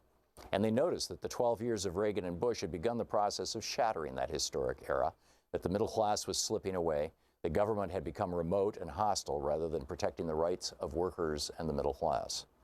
Americans elected Clinton based on his FDR-style rhetoric. They were looking forward to a return to the golden age of America's middle class. They were ready for the new covenant, and apparently so was Bill Clinton. There is every sign that he actually believed his own rhetoric.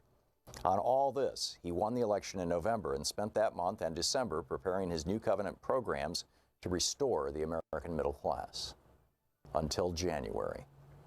As Adam Curtis brilliantly points out in a special documentary series he did for the BBC titled The Trap, a few weeks before Bill Clinton was to be sworn into office as President of the United States, he was visited by Goldman Sachs CEO Robert Rubin, who had just taken a $40 million paycheck for his last year with Goldman and would soon become the head of Clinton's economic team tasked with carrying out the new covenant, and with Alan Greenspan.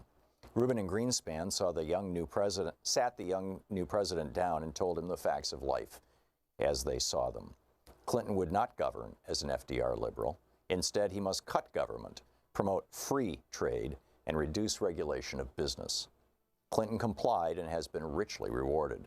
In his second inaugural address, he declared the era of big government is over. The philosophy represented by Rubin and Greenspan doesn't believe in government as a solution to much of anything other than wars and crime. As true classical conservatives in the mold of Sir Edmund Burke and Thomas Hobbes, many modern libertarians and neoliberals don't even believe in democracy. As any libertarian will honestly admit, they call it the tyranny of the majority, or mob rule. Instead, because they believe in the inherently evil nature of most humans, they held that a small ruling elite of good people, the wise ones, must concentrate wealth and power, the first fuels the second by and large, in a small number of hands, out of the reach of what the first American conservative President John Adams called the rabble, us. They believed that social stability was more important than social mobility. As of this writing, the surest way to become wealthy in the United States or Britain is to be born to wealthy parents. The surest way to be poor is to be born to poor parents. Social mobility, the ability to move between classes for better or worse, has been rolled back from its highly fluid levels in the 1940 to 1980 years to a rigidity last measured in the 1920s as America was sliding into the Republican Great Depression. Conservatives from Sir Edmund Burke's opposition to the Revolutionary War of 1776 to today's opponents of labor rights believe that too much power and wealth in the hands of the middle class will inevitably lead to instability. The book, Threshold, The Progressive Plan to Take America Back from the Brink. Want to connect with the show online? You can find the Thom Hartmann Program on Facebook, Twitter, and Instagram. Stories I promised you earlier very quickly, and then I'll pick up your phone calls. Jason Kessler was the guy who organized the Unite the Right thing in Washington, D.C., this, right-wing Nazi, pathetic, I don't know, blubbery little white kid. He's got a white nationalist webcast, right? A stream that apparently other people like him like to watch in their basements. And he was interviewing a guy, a white nationalist by the name of Patrick Little, on his little live joint broadcast. And this is pretty strange. This is from Raw Story. When his father walked in and said, "Get out of my room!"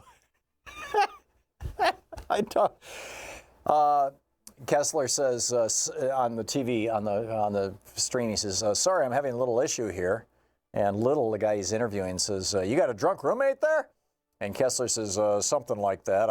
And then Little says, "I'm going to assume there's a parent there." And Kessler says, "Yeah, it's my father." And they tried to continue talking. This is from the Raw Story piece. The two tried to continue talking about their mutual distaste for Jews, but Kessler's father once again interrupted him and ordered him to leave his room. Kessler had to move back in with his parents because of the expenses of defending his activities in Washington, D.C.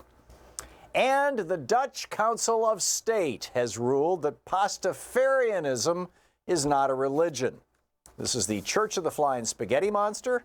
Back in 2005, when George W. Bush was promoting the idea that we should have religion in our schools, and he had a bunch of his toadies in his administration promoting same. A fellow by the name of Henderson, Bobby Henderson, said, wait a minute, I'm creating a religion. It's the religion of the Flying Spaghetti Monster. We conclude our prayers with Ramen rather than Amen, as in spaghetti. To ascend to heaven, you've got to do these 10 commandments. Actually, there's 8, and they're not commandments. There's be good if you did this. They lost 2 of them. To get to heaven, and heaven, by the way, features a stripper factory and a beer volcano. And the New Zealand government has approved this religion, as have some states in the United States. New Zealand lets followers wear pasta colanders on their heads or pirate outfits for ID photographs. The believers worship an invisible, undetectable god called the Flying Spaghetti Monster. When people say, you can't see him, you say, see proof. They wear colanders on their heads in homage to their deity, and they revere pirates as the original Pastafarians and vow to reject, quote, crazy nonsense, be nice to all sentient beings, and eat a lot of pasta. But Holland is not having anything, they don't like it. And now this guy, Mende de Wilde, is considering taking, or this woman is considering taking her case to the European Court of Human Rights. Right, you are violating my human rights by not letting me wear a pasta strainer on my head in my driver's license photo. How dare you? Okay, let's pick up your phone calls. Rob in Chico, California says here you disagree. What's up? Rob? Good morning, Tom. How you doing? I don't necessarily disagree with you. I'm a conservative from California. Surprisingly enough, I agree with you regarding the commons. We just disagree on what the commons are. Okay. But I wanted to call about your comment about Jefferson's. You were talking about Jefferson and education, and I think we definitely need an educated society. But are you suggesting that an educated society would only agree with Thom Hartmann? I mean, is it possible? No, not at all. Society. Okay, well, couldn't an educated society have elected Donald Trump, or is that an impossibility? Oh, it's extremely possible. I mean, Germany was one of the most educated societies on earth at the time of the rise of Adolf Hitler. They had public education, free public education, including colleges since the mid to late 1800s. So it's entirely possible. So you don't agree then with Jefferson? Because I do agree. I think that if you have a failure of democracy, Germany made a mistake, but that mistake only lasted 7 years. If you have, I mean, the consequences were horrific. Yes, I acknowledge that. But the fact of the matter is it only lasted 7 years.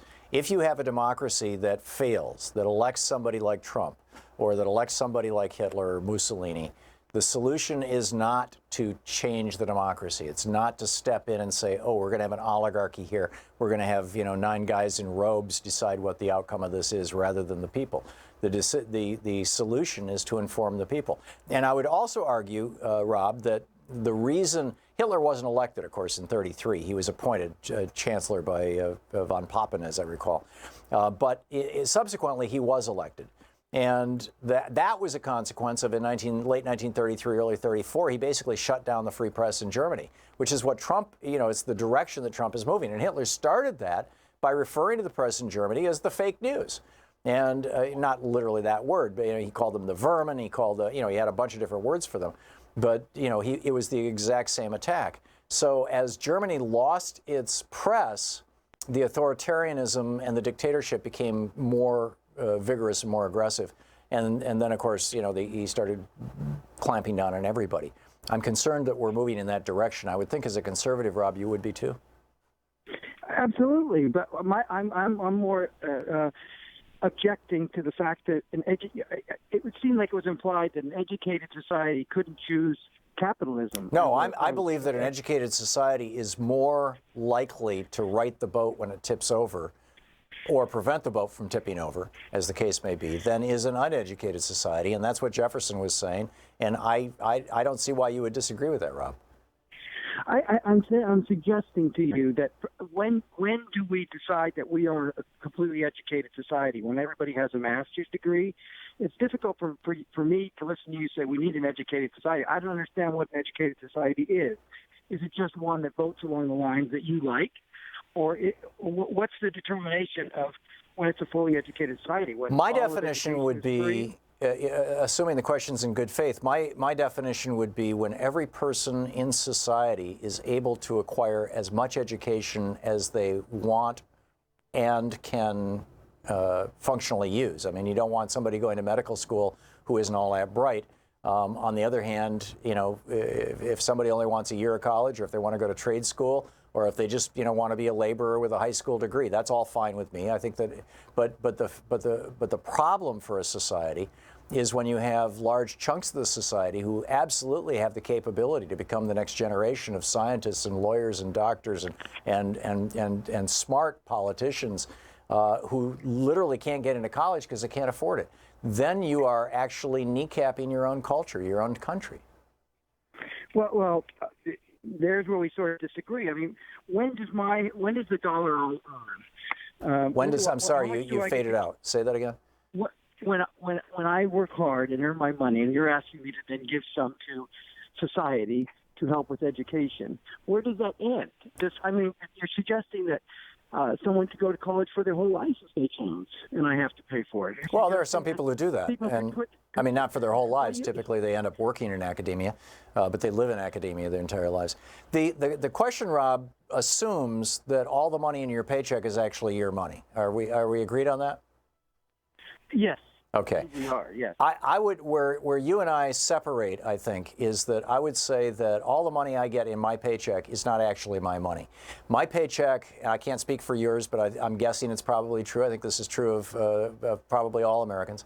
My paycheck is, I own the company, of course, but I'm able to write a paycheck to myself because my government has provided me with a stable currency, because my government, through regulation, has provided me with a stable banking system that's not going to blow up on me, which happened regularly, by the way, prior to the development of a stable banking system. My government has provided me with rules for doing business that allow me to run a corporation and not look over my shoulder, know that things are going to be predictable. All of those expenses, all of those are the expenses of living in this society. My government has provided me with an education that allows me to sit here and speak with you the way I am with the knowledge base that I have. All of those things are essentially debts that I owe to society, and I pay those debts in increments through deductions from my paycheck called taxes. And that, to me, is an entirely reasonable thing. I would think that somebody who doesn't want to pay those debts to society is essentially a freeloader. Well, clearly, I said to you, I believe in the commons. It's just a matter of we're determining. Well, shouldn't education be part of the commons then? Well, obviously, it is already part of the commons. At least K through 12 is part of the commons. My objection comes when you indicate when you get to college. I get that. But here, and Rob, I'm moving this along because we're going to hit a break in a minute. The question then is, if we created K through 12, free K through 12, and originally it was K through 6, up until the 1920s, and then it became K through 12. If we created that because we assumed that with a 6th grade education in 1890 or with a 12th grade education, a high school education in 1950, you had enough of an education to be able to support your family. Today, there is no data that I can find that demonstrates that with a high school education, you can easily and predictably support a family. It typically requires at least trade school or a couple of years of college. So shouldn't we recalibrate our metric? Shouldn't we say, if our goal is to give people the ability to raise a family, they should get free college? You have about 5 seconds here, Rob. Sorry about that. We live in a republic, and our republic has decided that K-12, in fact, is sufficient. And if the republic decides that K through college is sufficient, I'll acknowledge that as well. Okay, great. I agree with you. We've ended up on a point of agreement. Rob, thank you for the call. Great to hear from you. And I love talking to intelligent conservatives. We'll be back. We're going to check in with Talk Media News in just a minute. It's 45 minutes past the hour. You're listening to Thom Hartmann. Visit ThomHartmann.com for audio and video archives. Occupying the media 3 hours a day, 5 days a week. Thom Hartmann here with you. We'll be right back.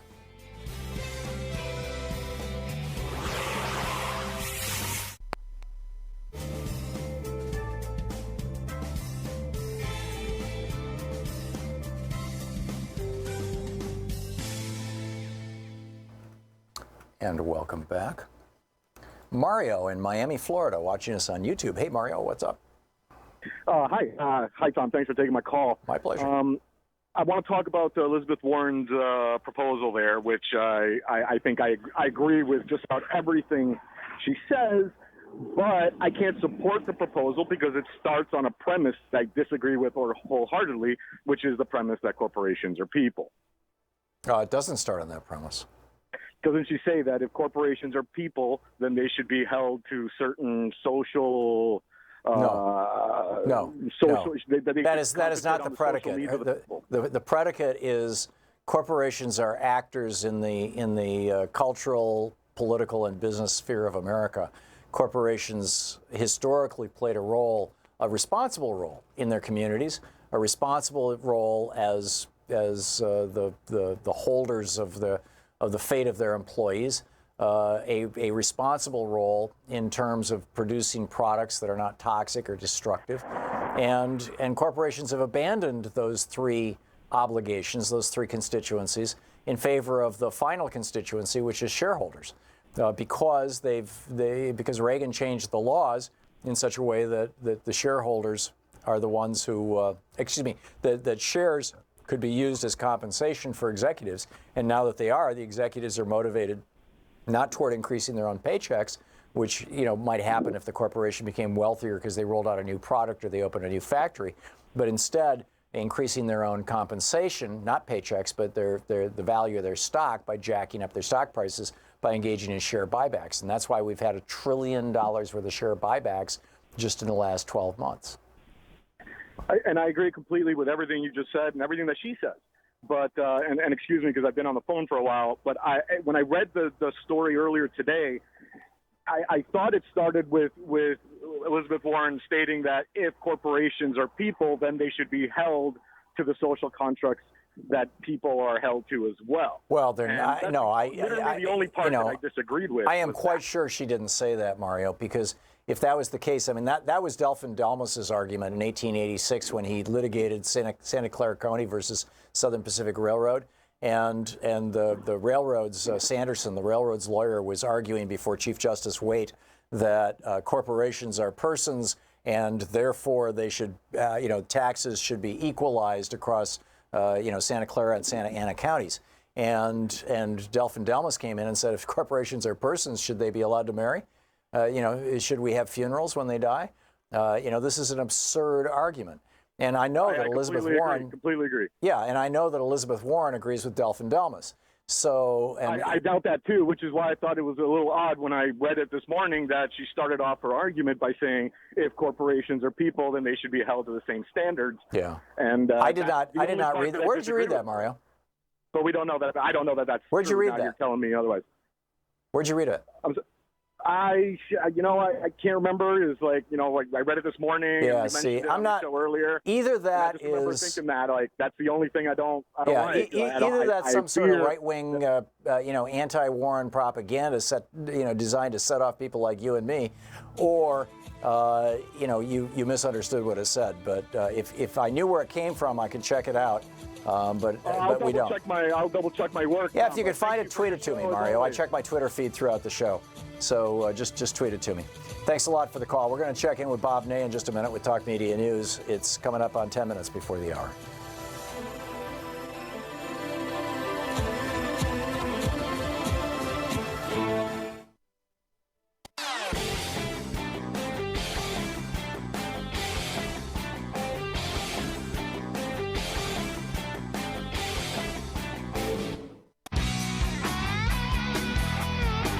Let's check in with Talk Media News and find out what's going on in the world today. This report underwritten by goatsfortheoldgoat.com and Ellen Ratner's new book, Loving What You Do.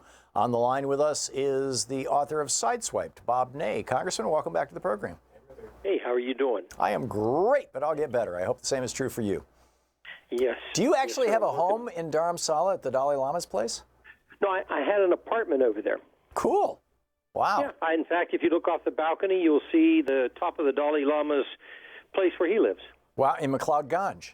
Yeah, I'm almost kind of the Dalai Lama's neighbor. Wow, I've been there. That's spectacular. So, right. So you go there to hang out with him and to meditate?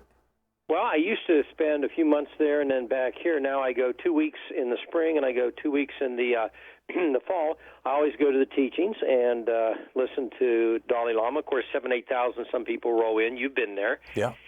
You went for the science aspect, correct? No, I went. They held this thing called the Synthesis Dialogues. They brought together 24 or 28 people that they thought were, leaders in various fields, and we spent 5 days, 4 hours every afternoon with His Holiness, just talking about these topics. It was fascinating. Amazing! Yeah, they made it into a movie that Harrison Ford narrates. It's called Dalai Lama Renaissance. That's amazing. Yeah, in fact, Geshe-la Khalsang Damdul asked about you. You may not remember him, but he remembers you. Oh, great. When he came over. Great. He's head of the Buddhist Dialectic Center there. Are you a Buddhist now, Bob? The other day. What's that? Are you a Buddhist now? No, but I could be. Wow. It's a nice. Me too. It's a nice way to live. Me too. I agree. So let's talk about. I'm not as serene to be a Buddhist, Tom. That's my problem. Yeah. There you go. So let's talk about the news today, Bob. What's up?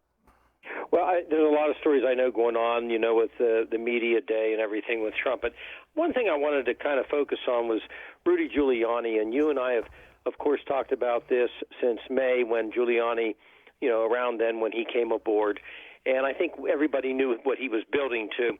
But I find this story of interest about the privilege. It's called executive privilege, but it also, if you look in Wiki, it says, generally speaking, that presidents, the Congress, and the courts have historically tended to sidestep open confrontations, step through them and over them and by them through compromise when it comes to executive privilege.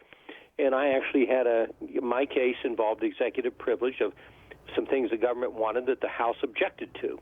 And in that case, we worked it out privately with the Department of Justice, to satisfaction. I just wanted to mention that because what Rudy Giuliani did to have his cake and eat it too, for right now, Tom, is that he worked this out through conversations, attempted, quote, with Mueller's team, to conversations about what they would or they wouldn't do when it came to obstruction of justice. Then he announced it because he said, I'm done, I'm not going to do it. So, Mueller himself cannot come back and make public comments, about negotiations. So Giuliani can do that. And now what he has done, he has laid this down very clearly yesterday that they are not going to answer questions about obstruction of justice. It's not going to be part of it. And in fact, as you know, he has said, go ahead and subpoena the president if you want to. We will go to the Supreme Court. So this is the line in the sand. This is it. He's been building for this for a while because as people talk, it's kind of funny, I think humorous, to watch people talk about the legal skills of Rudy Giuliani. He was a former prosecutor, et cetera, et cetera. That has had nothing to do with President Trump. We've all talked about this on the inside in D.C. with friends. It has nothing to do with it, period. This was all designed with Giuliani, with the president's permission, to be able to take this to the court of public opinion and to put Mueller in boxes everywhere because, let's face it, if Mueller starts to come out and comment on this, he will have violated the proper protocol of an investigation. All right, so it's all about PR. So this is PR. They're not going to have him sit down. He won't sit down. In a subpoena process, people talk, well, Kavanaugh would go with Trump. It doesn't matter. The process through the Supreme Court, as you know, I can't predict it, would be, is it an emergency to the Supreme Court? Does it take 2 years, 3 years, 4, 5? I think it could move really fast. You think that they might make an expedited motion? Yeah, I really do. I would be surprised if they didn't, but, who knows? I mean, it would be agonizing if they didn't. Yeah, I think they did in the case of Nixon, although the court may have been in session at that time, but I think not. I'm pretty sure it was right around this time of year, and the court ruled fairly quickly. But anyhow, what else is going on in the world, Bob? Well, again, we were watching, the reaction is up to, I think, 350 some newspapers now that have made comments, concerning, I think the president's statement, which probably threw them over the line, was when he called the press, the enemy of the people. I think that's probably what actually... and repeated it over and over again. Bob, back to the last topic, just real quick. When Andrew Jackson was told by the Supreme Court that he could not do the Trail of Tears, he said, John Marshall was the Chief Justice, he said, John Marshall's made his decision, let him enforce it, and then he went ahead and did the Trail of Tears.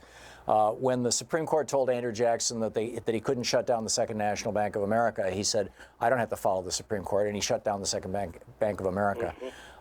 If Trump is ordered by the Supreme Court to testify before Mueller, and he says, no, I'm not going to go, there is no enforcement mechanism, as Alexander Hamilton pointed out in Federalist number 79, as I recall. The court has no power of the purse and no spear, was the phrase he used. No police department, no authority to enforce its own actions. That seems to me like the ultimate constitutional crisis. Do you have any sense how your former Republican colleagues might react if the Supreme Court ordered Trump to testify to Mueller and Trump refused?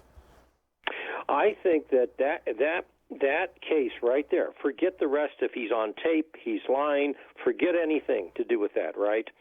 I think if he would refuse and the Supreme Court speaks, I would believe that the pressure intensity would be so great on them that the Republicans would have to begin, at least some of them, to express the word impeachment.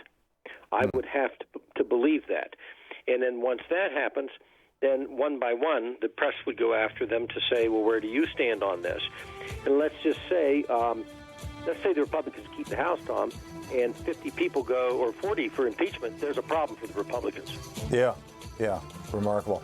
It's going to be the show to end all shows, and I think this is why Andrew Jackson's painting is hanging right next to the presidential desk in the Oval Office. But Bob Ney, author of Sideswipe. Thanks, Bob. Thank you. Good talking with you. We'll be back.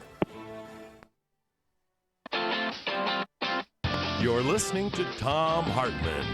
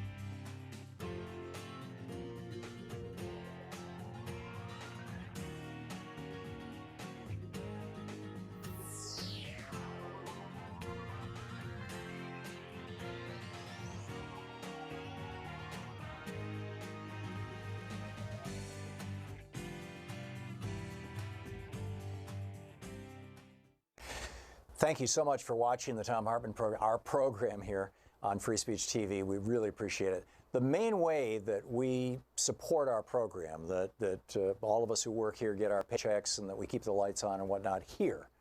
Free Speech TV does that by asking you to donate, a couple times a year, and that keeps Free Speech TV alive. We keep our show alive principally, mostly, by advertising. We have advertisers who pay the bills. They support the program.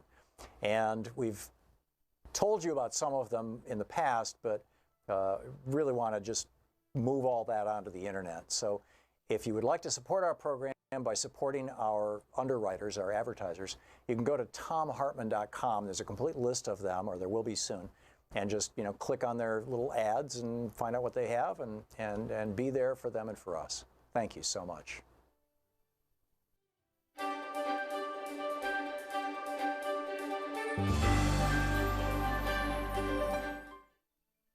Today we're reading from The Quantum Revelation by Paul Levy. This is from the introduction.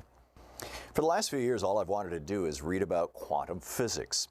I've been studying quantum physics on and off for decades, but I've never gone as far down the rabbit hole as I have this time. It feels like I've gone through the looking glass to the point of no return. The more I contemplate what quantum physics is telling us, the more my mind gets blown into phantasmal traces of non-existent subatomic particles. Studying quantum theory is like ingesting a mind-altering time-release psychedelic that keeps coming on with a greater intensity the more I wrap my mind around what this world-changing revolutionary theory is telling us about the nature of reality. Taking in what quantum physics is revealing to us about our universe is psychoactivating beyond belief, in that it activates the psyche, inspires the imagination, and synchronistically dissolves the boundary between mind and matter. To say that quantum physics is the greatest scientific discovery of all time is no exaggeration. Its profound revelations and implications cannot be overstated. We literally have to create a new form of language, not to mention a new way to think, to do it justice. In discovering the quantum, physics has indisputably encountered consciousness. There is simply no denying this fact. The highly respected mathematical physicist John von Neumann said as early as 1932 that consciousness exists in and has entered the equations of quantum mechanics, yet no one knows exactly where to find it. Quantum theory demands a radical revisioning of the role that consciousness plays in the deep structure and ongoing unfolding of reality. Quantum physics unequivocally points out that the study of the universe and the study of consciousness are inseparably linked, and that ultimate progress in the one will be impossible without progress in the other. The change that began with the discovery of the quantum reality wasn't solely a transformation of the worldview of science, but is potentially an expression of and vehicle for the evolutionary mutation of human consciousness itself. To create context for its discovery, at the beginning of the 20th century, the prevailing opinion among many physicists was that there was nothing new to be discovered in physics except for more precise measurements.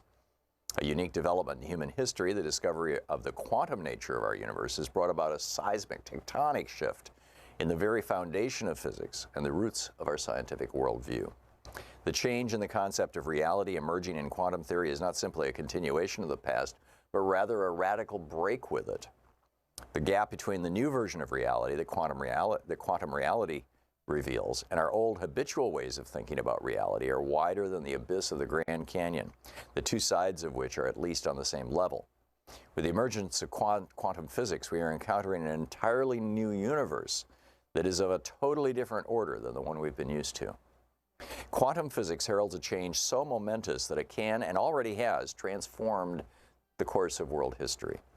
The discovery of the quantum has inaugurated what Niels Bohr conceived of as the beginning of a new epoch. This great change is already underway, and yet there remains a long way to go for the full transformational impact of the discoveries of quantum physics to be assimilated by humanity, i.e., for its insights to transform the nature of the collective common sense of human beings. All great theories spend a long time gestating and being born. It can be dangerous to understand new things too quickly. We find ourselves in the role of midwives, helping to birth a quantum understanding of the world. What quantum physics is revealing to us is so radical, with implications so far-reaching, that to call it merely revolutionary would not do it justice. The conceptual revolution of quantum theory has literally turned physics on its head. What it is revealing about our universe is turning right side up what had been inverted and upside down regarding our understanding of the nature of reality. The advent of quantum physics can be thought of as a revolution in the realm of ideas. Quantum physics is introducing us to a radically new way of seeing, conceptualizing, and understanding that profoundly impacts human thinking, feeling, sensing, knowing, and being.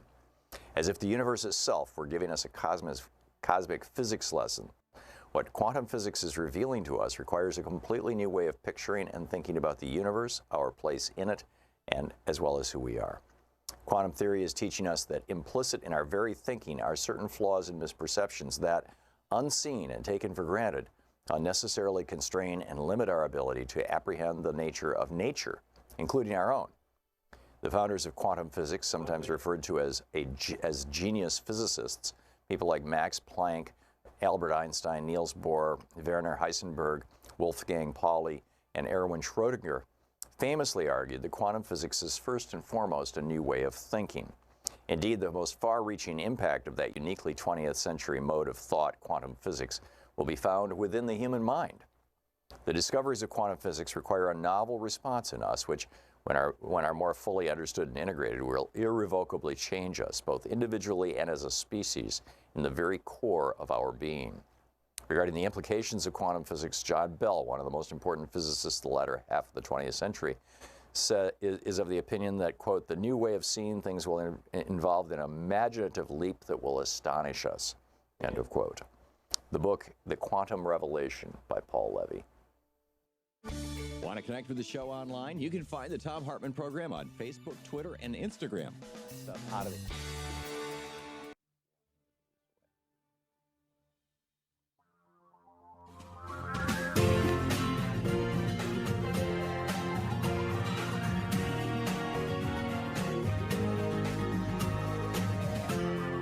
This is the Thom Hartmann Program. We are all tired of crying for the dead. This is Genoa, Italy, a town in Italy that is split by a river that runs through the center of town, and it's a port city, sort of like Portland. You know, we're bifurcated, split in two by the Willamette River. Runs through the center of town, and then, of course, we're separated from Washington State and from Vancouver, Washington, by the Columbia River to the north of town. But Genoa, Italy, only has one river. It runs right through the center of town. And there's one bridge that crosses that river, at least one major bridge that crosses that river. And the Italian government, some years ago, privatized their roads and their bridges in response to the demand of the European Union that, you know, hey, neoliberalism, it's a wonderful thing. You got to privatize all these government functions so that some company someplace, some billionaire someplace can make money off your public utilities, your public services. This kind of following on my conversation in the last hour with our conservative caller who was asking, at what point is education really part of the commons? I think we can all, even if we disagree on, you know, the threshold for defining education as part of the commons, we can all agree that public roads are part of the commons, or at least should be part of the commons. Maybe can't all agree on that, actually. Mike Pence privatized the roads in Indiana. You know, the Indiana Tollway. It was done in Ohio, too. It's been done in a number of states. In Chicago, Mayor Emanuel, not Mayor Emanuel, it was the mayor before him, privatized the parking meters. And so, you know, we've got this all across America. You've got this trend toward privatization, but it didn't start here. It's been going on for some time all around the world. So Italy brought in this company. And actually, let me get to that and just say, I just want to read to you. This is from the New York Times, just the first couple paragraphs of the article. Dateline, Genoa, Italy. All day Wednesday, outside the austere building that houses Genoa's morgue, parents, children, friends, and colleagues of possible victims of a collapsed bridge entered, dreading what they may find.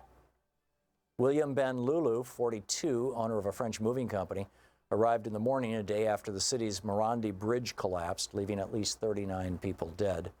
His daughter, scrutinizing images on social media, spotted the wreckage of one of his trucks in the rubble. Two of his workers had been in the truck, moving furniture from France to Italy, but he didn't know if they had survived. I tried to call him, he said, but I couldn't reach him. An hour later, Mr. Lulu had a partial answer. He identified the body of one worker, a man with a wife and 3 children. Then he went with the police to the hospital in hopes that the other man was alive. He says, they say my other worker may be in intensive care. So that's the part of the story that you see in our media. That's the part of the story that you see on NBC, CBS, ABC, MSNBC, CNN. A bridge collapsed in Italy and 39 people died. And there's footage of it, so it's pretty gruesome. The part that they're not focusing on is that this bridge had been privatized. It was being run by a private for-profit company. This from The Guardian. The Guardian's doing a really good job of reporting on this, like they typically do a really good job of reporting on these dimensions of pretty much every news story, whereas the corporate media, privatization, no, we're not going to talk about that. This is Lorenzo Tondo writing from Italy for The Guardian. Furious ministers from Italy's coalition government have rounded on the company. Rounded is a Britishism for, beat up. The company that manages the country's motorways, as authorities struggle to quell growing anger in Italy over the bridge collapse in Genoa on Tuesday that killed 39 people. A vast span of the Morandi Bridge caved in during a heavy rainstorm, sending about 35 cars and several trucks plunging 150 feet to the railroad tracks below. And here is where it gets real interesting, and this is the part you're not hearing in the American press. The tragedy has focused anger on the structural problems that have dogged the decades-old Morandi Bridge and on Autostrade per Italia, the company in charge of operating and maintaining swaths of the country's motorways. The row escalated on Wednesday afternoon to include Benetton, the controlling shareholder in Alitalia, the infrastructure group that owns Autostrade per Italia. So you got the company that owns the bridge, Autostrade per Italia. They're taking a profit, right? They're skimming money off the top. And then they are owned by by the company Atlantia, which is skimming their money off the top. And Atlantia's controlling shareholder is Benetton. And of course, they're skimming money off the top. So you've got three levels of corporation skimming money out of Italy's roads and bridges and giving that money to shareholders and wealthy donors and wealthy investors. And what's left for maintenance? What's left for bridge repair? What's left for safety, for finding out if this bridge is going to kill somebody? Not so much. Now, Matteo Salvini, who is the far-right interior minister, who is all in favor of privatization, the hard right in Italy, they love their corporations, he's blaming it on the EU. He's saying that, the EU said you've got to do austerity. If you can't, and with austerity, what that means is tax cuts for rich people, tax cuts for big corporations, increase profits for corporations, and don't spend money on the commons. Don't spend money on social needs, on the needs of the people. So he comes out and he says, this is the problem. He says, if external constraints prevent us from spending to have safe roads and schools, then it really calls into question whether it makes sense to follow these rules. And yeah, you could argue that the European Union is directly responsible for this because they're the ones who are pushing for austerity, and the logical endpoint of austerity is privatization. In fact, that's the most common consequence of austerity is privatization, and that's why the billionaires who are promoting austerity, that's why they're doing it, because they want to be the stockholders in the new company that owns the roads and bridges. Hey, a new investment, a new way to make money. Our old investments are only returning 1% and 2%. If you can get 3 layers of corporate, greed out there just on one bridge, think how much money you can make on pretty much anything.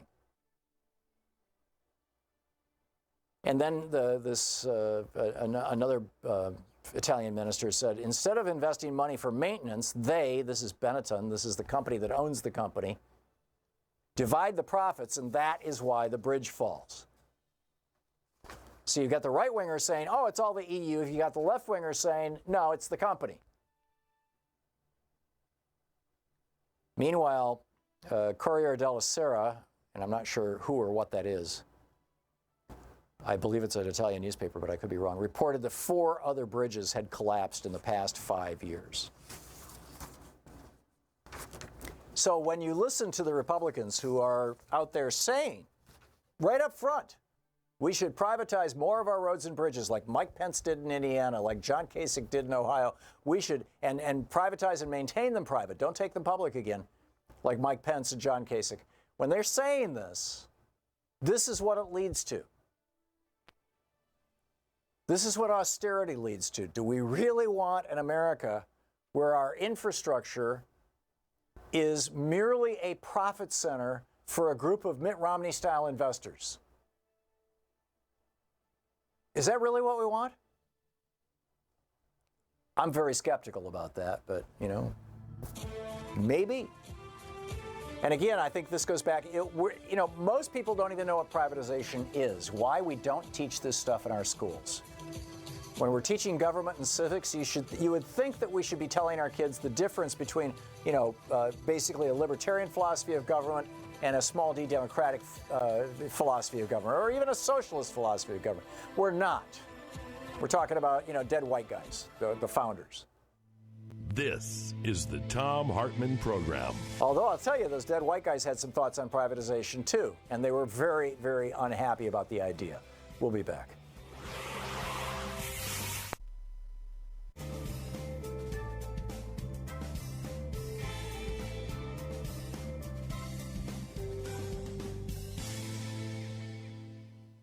And welcome back. Greg in Davenport, Iowa. Hey, Greg, thanks for watching us on Free Speech TV, and thanks for waiting so long on hold. My apologies. What's on your mind? Doctor, I am in great despair. I could rattle off 1,000 different kinds of proposals for changes in our American politics, the politics of the world, all that, and none of it would make a difference. None of it will save us. I've told myself for quite a while that our hope lies not in our children, but maybe our grandchildren. But I don't see ourselves making it that long. My first concern is for the earth and what we're doing to it, and how I don't see it stopping until it's just, already, too far gone. I've been thinking, I greatly appreciate today's content, and as usual, I mean, always it's been content. I've been a listener for a long time, and I appreciate hearing again from Ralph Nader. So I should mention that he's done more and better work just very recently that you might want to, talk a bit about. Mm-hmm. And then Richard Wolff, I followed him for, quite some time. And I just don't see a solution to all that is wrong with the world that lies within politics or with people. But I do have some hope for humanity. Greg, you're kind of rambling around about, you have despair and things, and the only specific that you've talked about is the destruction of the earth. I share your concern about the destruction of the earth, and I share your concern that the history of humanity tends to suggest that we only respond to things when they become crises, and including environmental crises. I mean, the destruction of the, by the Sumerian society 7,000 years ago of the land in what is now Iraq, where they, as a result of intensive agriculture and irrigation, that basically salinified, if that's the word, made salty the soil to the point where it could no longer grow crops. In a country that used to be covered with forest and fields is now desert. When you behave that way, and people didn't move away or hunker down until after the desertification started. If you do that on a local basis, you can always move. If you do that on a global basis, you're toast.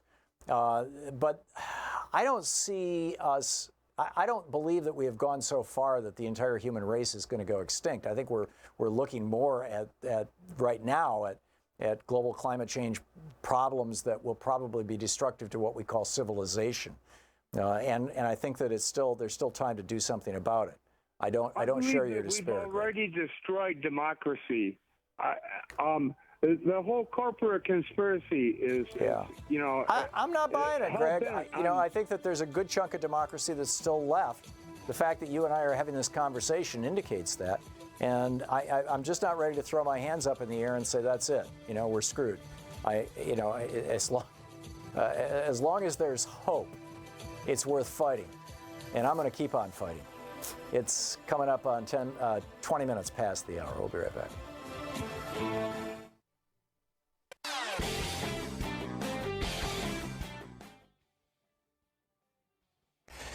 Thank you so much for watching the Thom Hartmann program, our program here on Free Speech TV. We really appreciate it. The main way that we support our program, that all of us who work here get our paychecks and that we keep the lights on and whatnot here. Free Speech TV does that by asking you to donate, a couple times a year, and that keeps Free Speech TV alive. We keep our show alive principally, mostly, by advertising. We have advertisers who, pay the bills. They support the program. And we've told you about some of them in the past, but really want to just move all that onto the internet. So if you would like to support our program by supporting our underwriters, our advertisers, you can go to thomhartmann.com. There's a complete list of them, or there will be soon, and just click on their little ads and find out what they have and be there for them and for us. Thank you so much. Want to connect with the show online? You can find the Thom Hartmann Program on Facebook, Twitter, and Instagram.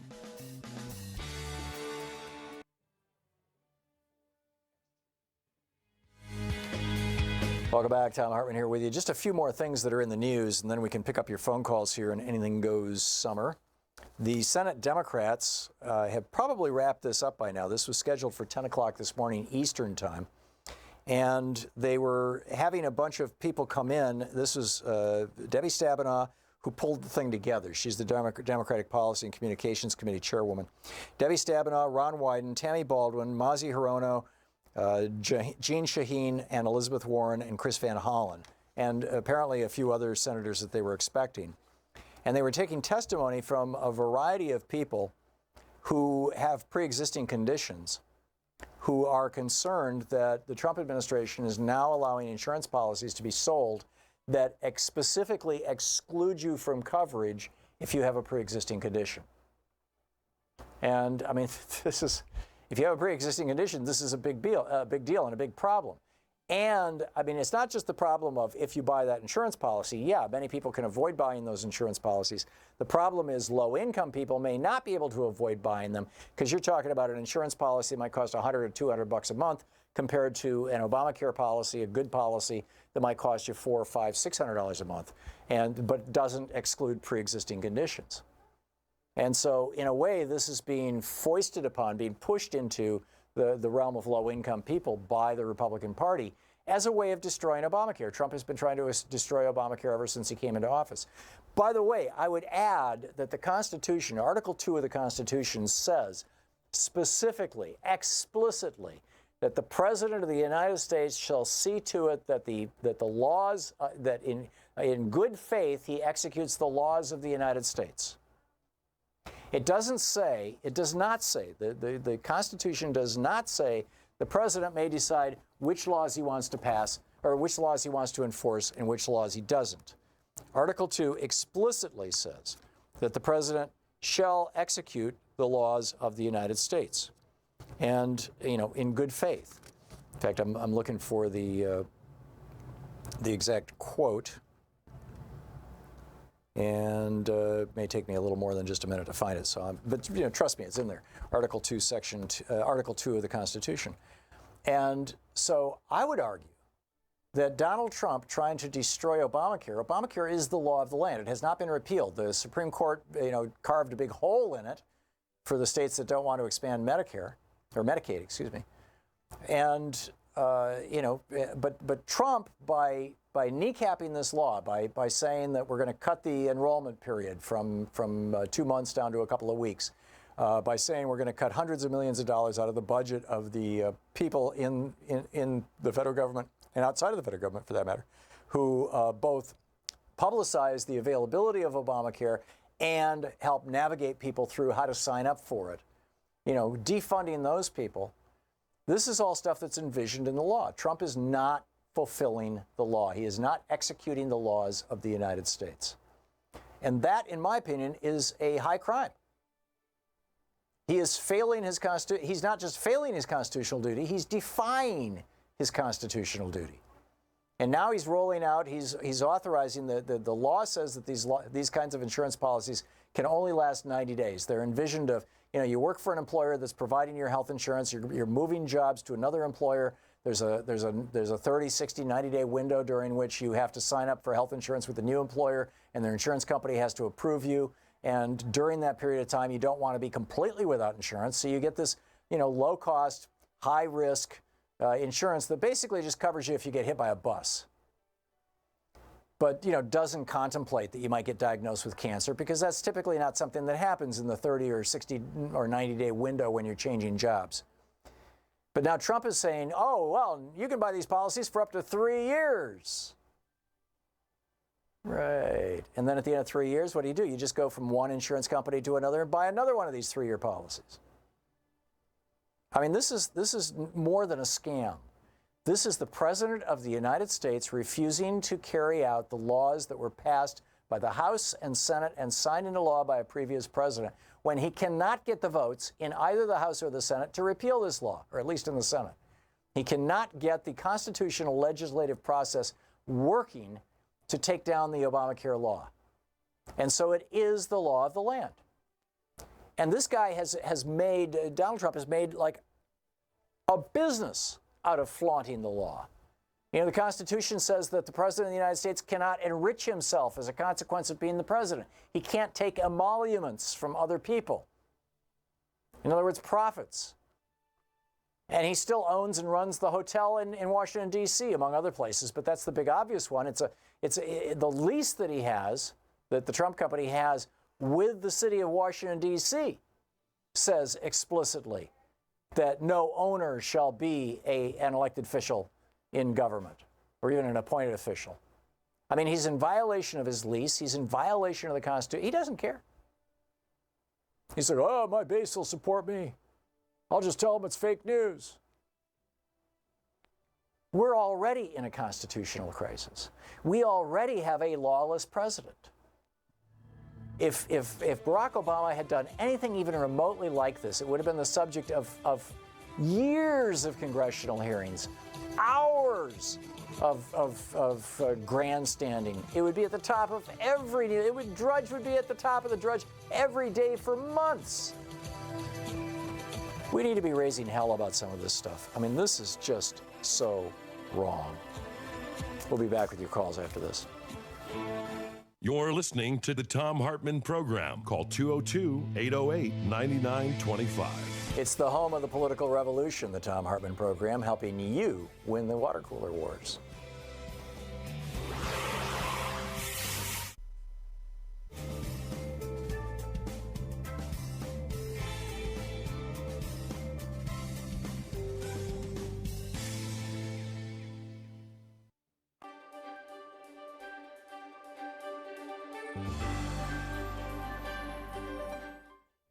We're reading today from a book by David Sanger, the Pulitzer Prize-winning New York Times national security reporter. The title of the book is The Perfect Weapon: War, Sabotage, and Fear in the Cyber Age. We're reading from the preface. A year into Donald J. Trump's presidency, his defense secretary, Jim Mattis, sent the new commander-in-chief a startling recommendation. With nations around the world threatening to use cyber weapons to bring down America's power grids, cell phone networks, and water supplies, Trump should declare that he's ready to take extraordinary steps to protect the country. If any nation hit America's critical infrastructure with a devastating strike, even a non-nuclear one, it should be forewarned that the United States might reach for a nuclear weapon in response. Like most things in Washington, the recommendation leaked immediately. Excuse me. Many declared it a crazy idea and wild overkill. While nations had turned their cyber weapons against each other dozens of times in recent years, no attack had yet proven to cost a human life, at least directly. Not the American attacks on Iran's and North Korea's weapon programs, not the North Korean attacks on American banks, a famed Hollywood studio, and the British healthcare system, not the Russian attacks in Ukraine, Europe, and then at the core of American democracy. That streak of luck was certain to end soon, but why should Donald Trump or any of his successors take the huge risk of escalating a cyber war by going nuclear? The Pentagon's recommendation, it turned out, was the prelude to other proposals delivered to a president who values toughness and America first to use the nation's powerful cyber weapons far more aggressively. But it was also a reminder of how quickly the fear of devastating cyber attacks has moved from the stuff of science fiction and die-hard movies to the center of American defense strategy. Just over a decade before, in 2007, Cyber attacks are missing entirely from the global threat assessment that intelligence agencies prepare each year for Congress. Terrorism topped that list, along with other post-9/11 concerns. Now that hierarchy has been reversed. For several years, a variety of cyber threats, ranging from a paralyzing strike on the nation's cities to a sophisticated effort to undercut public confidence in its institutions, has appeared as the nation's #1 threat on the list. Not since the Soviets tested the bomb in 1949 had the perception of threats facing the nation been revised so quickly. Yet Mattis, who had risen to 4-star status in a career focused in the Middle East, feared that the 2 decades spent chasing al-Qaeda and ISIS around the globe had distracted America from its most potent challenges. Great power competition, not terrorism, is now the primary focus of U.S. national security, he said in early 2018. America's, quote, competitive edge has eroded in every domain of warfare, including the newest one, cyberspace. The nuclear strategy he handed Trump gave voice to an inchoate fear among many in the Pentagon that cyber attacks posed a threat unlike any other, one that we had completely failed to deter. The irony is that the United States remains the world's stealthiest, most skillful cyber power, as the Iranians discovered when their centrifuges spun out of control, and the North Koreans suspected as their missiles fell out of the sky. But the gap is closing. Cyber weapons are so cheap to develop and so easy to hide that they've proven irresistible. And American officials are discovering that in a world in which almost everything is connected, phones, cars, electrical grids, and satellites, everything can be disrupted, if not destroyed. For several years, the thinking inside the Pentagon was that only nations with nuclear weapons could threaten America's existence. Now that assumption is in doubt. In almost every classified Pentagon scenario for how a future confrontation with Russia and China, or even Iran and North Korea might play out, the adversary's first strike against the United States would include a cyber barrage aimed at civilians. It would fry power grids, stop trains, silence cell phones, and overwhelm the internet. In the worst-case scenarios, food and water would begin to run out. Hospitals would turn people away. Separated from their electronics and thus their connections, Americans would panic and turn against one another. The Pentagon is now planning for this scenario because it knows many of its own war plans open with similarly paralyzing cyber attacks against our adversaries, reflecting new strategies to try to win wars before a shot is fired. Glimpses of what this would look like have leaked out in recent years, thanks partly to Edward J. Snowden, partly because of a mysterious group called the Shadow Brokers, suspected of close links to Russian intelligence, obtained terabytes of data containing many of the tools that the National Security Agency used to breach foreign computer networks. It didn't take long for some of those stolen cyber weapons to be shot back at America and its allies in attacks whose bizarre-sounding names, like WannaCry, suddenly appeared in the headlines every week. Yet the secrecy surrounding these programs obscures most public debate about the wisdom of using them or the risks inherent in losing control of them. The government's silence about America's new arsenal and its implications poses a sharp contrast to the first decades of the nuclear era. The horrific scenes of destruction at Hiroshima and Nagasaki not only seared the national psyche, but made America's destructive capabilities, and soon Russia's and China's, obvious and undeniable. Yet even while the government kept the details classified, how to build atomic weapons, where they are stored, and who has the authority to order their launch, America engaged in a decades-long political debate about when to threaten to use the bomb and whether to ban it. The book, The Perfect Weapon by David E. Sanger.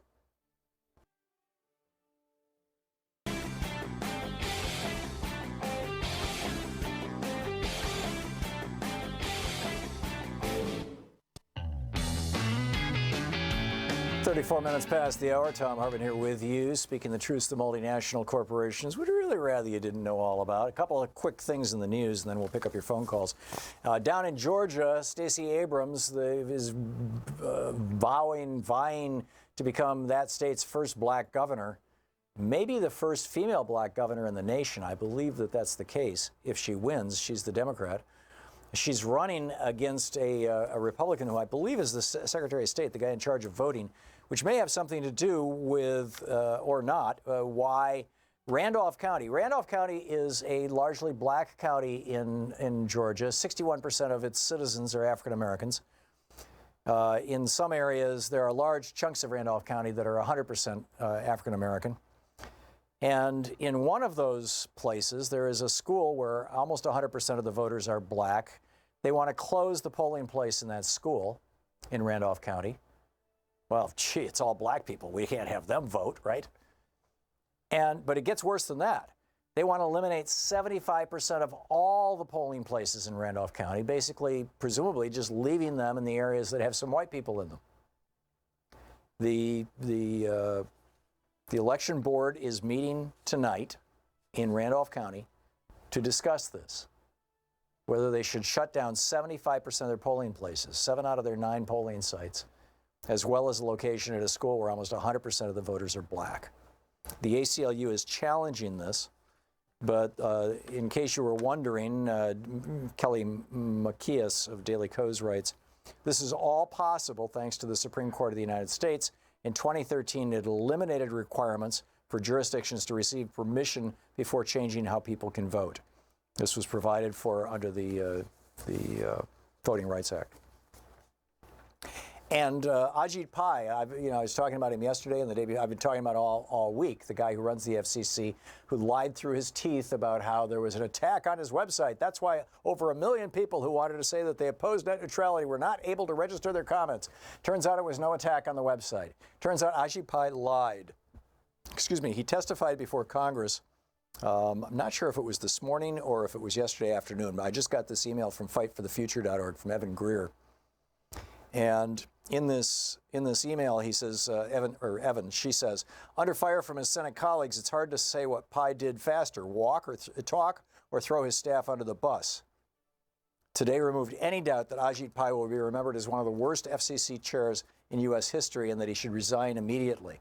When pressed on exactly how long he knew the FCC's alleged cyber attack was fake, Pai shrugged and said his hands were tied. Chairman Pai's bogus claim that the sky has not fallen since net neutrality was repealed is at best naive and at worst intentionally misleading. With a vote to overturn the repeal passed in the Senate and pending in the House and 23 attorneys general suing the FCC over it, internet service providers like Comcast and AT&T are not going to restructure the entire internet while the heat is on. So yeah, it doesn't look all that different right now. Well, it's not all that different right now because these companies are waiting to see what shakes out.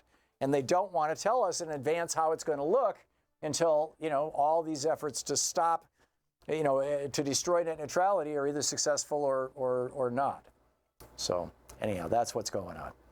Picking up your calls, Regina in Chicago. Hey, Regina, what's on your mind today? You pick different levels. Regina? Regina, you've been on hold for a long time. I'll come back to you in a minute. She's on line 5, Shira. Jackie in Madison, Wisconsin. Hey, Jackie, what's on your mind today? Yes, I wanted to talk about what we now have is inelasticity on workers' wages. Mm-hmm. And economists are talking about productivity gains doesn't increase the wages anymore, and supply and demand doesn't increase workers' wages anymore. And I don't know if they're serious about this or not, but they're saying they're scratching your head. Well, why is this happening? And theory they come out with is monopsonies, where 2, 3, 4 very large corporations control almost every segment of our economy, and just like they control the price they pay for goods by strong arm tactics, and they control the price of goods they sell and drive small independents out of business by controlling what price they sell, they're now able to control the cost of their labor, because if you work for, let's say, a pharmaceutical manufacturing firm and there's only 2 of them in the country and you don't like the wages you're getting paid, what are you going to do? Well, in addition to this, Jackie, one of the things that these companies are doing, and this is ubiquitous, or at least it was a few years ago, in the fast food industry, which is bizarre. Because somebody who works at McDonald's making hamburgers doesn't have access to the kind of trade secrets that a scientist at a pharmaceutical company would have. But they have these non-compete agreements that say that, if you quit McDonald's, you can't go to work for Burger King or Arby's. You can't. You're forbidden by contract. And so that, redefines the whole labor market. So yeah, you're absolutely right. The biggest piece of this, though, is that workers have been disempowered, and a large part of that comes out of the U.S. Supreme Court. The U.S. Supreme Court has said that employers can enforce these contracts, they can enforce binding arbitration, and most importantly, the U.S. Supreme Court has, in over 20 decisions over the last 70 years, taken an absolute meat axe to the power of unions, to the ability of people to unionize and form a union to protect their interests. And this has all been funded by right-wing billionaires, by the way. I would say also the size of these huge corporations is a problem.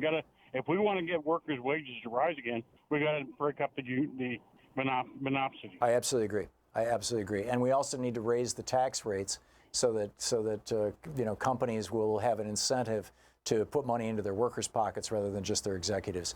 I'm totally with you. Jackie, well said. Thank you very much. Let's try Regina again in Chicago. Hey, Regina, what's up?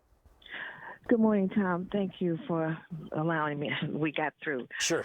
It's all good. Great show. Great show today. The last time I called in, I was the woman in Chicago running around saving plastic bags so I wouldn't have to pay 7 cents a bag every time I went to the grocery store. Mm-hmm. So the theme of a lot of what you have been saying today is corporate greed, which is what you gave me that explanation the time before you were here when the unions brought you in to speak, because I kept asking why do they keep doing this? And the day is, let's face it, the Republican Party, because they're the ones trying to play around with dictatorship and authoritarian thought and all that sort of stuff. And everything that everybody has said today, the young man that called in earlier talking about the food and what can we do.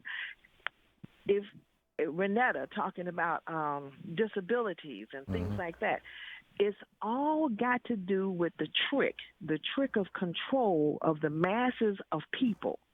Now, I'm not trying to sound, hocus pocusy and stuff like that, but that's really what it boils down to. What you just said over what's going on over in Italy. Mm-hmm. It's privatization. And I think our food distribution should be part of the commons. I mean, we can't have people... Look, Monsanto wouldn't have gotten the grip that they did using Roundup if the companies were willing to pay workers like they used to do to go in the fields and pull the weeds up. Then we'd have a decent product to distribute to people. I'm not against innovation and things like this and making food grow faster in certain aspects, but you can't go around spraying every field that grows food in America with a product like Monsanto and expect people to survive. I have so many friends that are dying of cancer. It is frightening. Yeah, one of my kids was engaged to somebody who I believe died of non-Hodgkin's lymphoma, and he was a gardener. I don't know if there's a relationship there or not, but now I'm looking back on it going, and you'll be doing home all day long. You know? So look, I agree with you totally, Tom, when we're trying to explain to people, and I do it all day long, when I'm talking to people, because everything is political. And if you're walking around thinking that it isn't, and if you're walking around thinking, oh, my vote doesn't matter, hey, wake up. Yeah. Everything is political, and we have got to get our democracy back, basically, and quit running around being such a fickle nation and stuff like that. Yeah, I agree. I would argue that say that the reason why Monsanto was able to dominate the industry the way it did was number one, they were huge. When George Herbert Walker Bush was president, that's when the GMOs were, had reached the point where they could be brought to market, and there were no laws or rules that regulated them. So Monsanto went to Bush, President Bush at that time, the first President Bush, and said, we want regulations on GMOs. And they wanted those regulations in fact, they wrote those regulations, or a large chunk of them, or advised the writing of them, so that it would be really difficult for any company that was smaller than Monsanto to bring these kind of products to the marketplace. So there's an example of companies using regulation to lock competitors out of the marketplace, number one. Number two, they've been buying science for years, and it looks like the science has been fake science, and we've been victims of Monsanto the same way we were victims of the tobacco industries if this lawsuit that Bobby Kennedy just won holds up under appeal. And I think the world is waking up to this. So there's multiple structural things at work here. But spot on. You've identified it, Regina, and it is corporate greed. I mean, that's the bottom line for all of this. That's it. And corporate control. You know, there's a reason why they're trying to tamper with our vote, so that it's not fair. That's the only way they know they can be in control. Yep. Yeah. Well, and this started with the Powell memo in 1972. Or 71, whatever year it was, in which he was saying Ralph Nader and Rachel Carson are threatening the survival of business in America. Rachel Carson was, her campaign was to stop DDT. Silent Spring was a book about how the birds, their eggshells don't form properly when they're exposed to DDT, and one day there would be a spring with no birds, no baby birds, and she was right, by the way, and which led to these laws against DDT, which led Lewis Powell to say, and then Ralph Nader was doing the same thing with cars with unsafe at any speed, Lewis Powell to say, we've got to fight back because, we've got to make our profits. It doesn't matter if we kill people or kill the environment. We've got to make our profits. Exactly. And that led to the Cato Institute and to the Heritage Foundation and to the Federalist Society and all this stuff. Yes. Yeah. Okay. I got to move along. But Regina, thank you. Spot on. Eric in Erie, Pennsylvania. Hey, Eric, what's up? Hey, Tom. I just was wondering, off of this earlier discussion of the Omarosa recording of Trump and General Kelly, what generally is your position on people who take it upon themselves to do stealth recordings in those kind of environments? Are you pro batshit recordings? In some states, it is legal for one party to know that the recording is happening and not for the other state or the other party. And in other states, you have to have both parties. In Washington, D.C., you only have to have one party. That said, some of these recordings were done inside the White House in areas where it's explicitly forbidden. I don't know, Eric, if it is forbidden by law or if it's forbidden by policy, whether it's something you get fired for or something you go to jail for. And I suspect that we're all going to find out fairly soon. But my take on all of this is that if Omarosa or anybody else for that matter broke the law, that they should respond to that law, that there should be a penalty for that. If she did not break the law, if what she did falls in the purview of First Amendment protected speech and all that kind of thing, more power to her. I just don't know the answer to the question yet, and I guarantee you there's some very good lawyers who are trying to figure it out. We'll be back with more of your calls on Anything Goes Summer here on the Thom Hartmann. Tomorrow will be Anything Goes Friday here on the Thom Hartmann Program. Stick around. It is coming up on, it's a little after 47 minutes past the hour.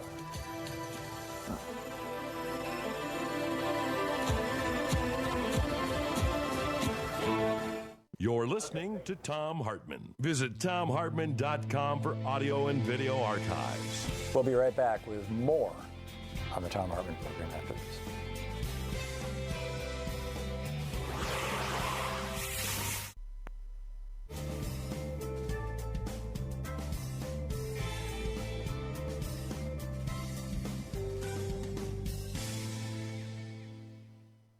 And welcome back. Ricky in Roseville, California. Hey, Ricky, what's on your mind today? Hey, how you doing, Tom? Good. What's up? So my topic is housing.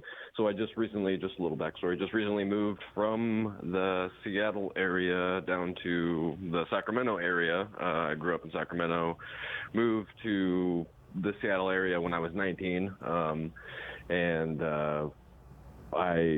from 19 to age 30, I lived there, and it was impossible for me to make it on my own. I had jobs that paid me over $20 an hour, but I could never afford a one-bedroom apartment. And I was right in this like income bracket where I, made too much to have to qualify for low income, yet I made too little to afford my own place. Right. So kind of housing is my topic. And then also I wanted to piggyback that onto, you had 2 callers ago, you had the guy was talking about wages. And what I will say is that I've worked for several,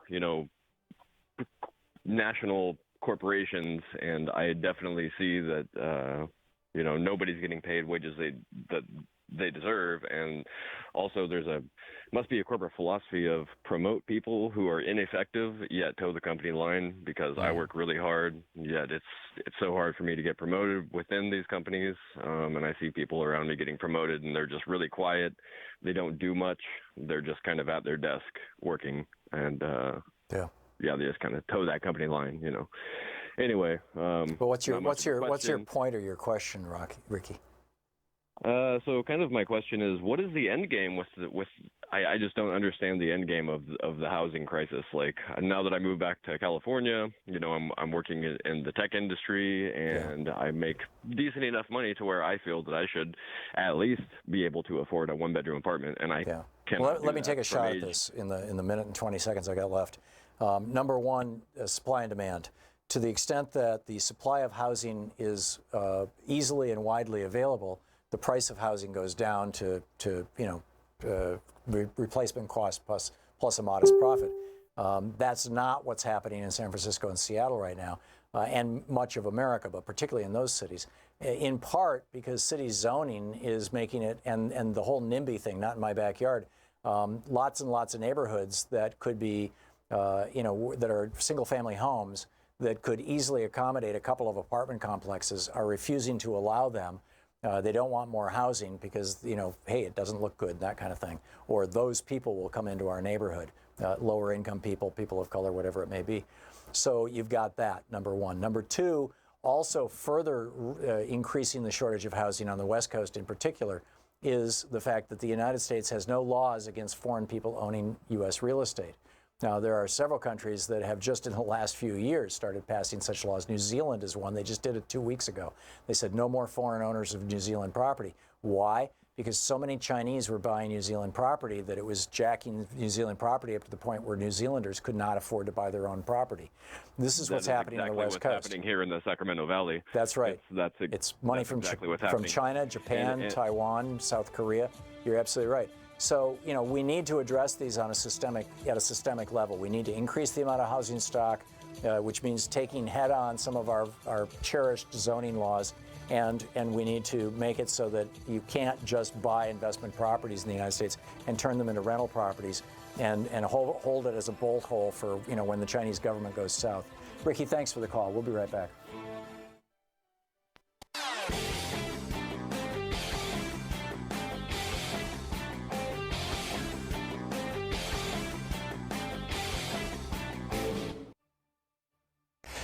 Thank you so much for watching the Thom Hartmann Program, our program here on Free Speech TV. We really appreciate it. The main way that we support our program, that all of us who work here get our paychecks and that we keep the lights on and whatnot here, Free Speech TV does that by asking you to donate, a couple times a year, and that keeps Free Speech TV alive. We keep our show alive principally, mostly, by advertising. We have advertisers who pay the bills. They support the program.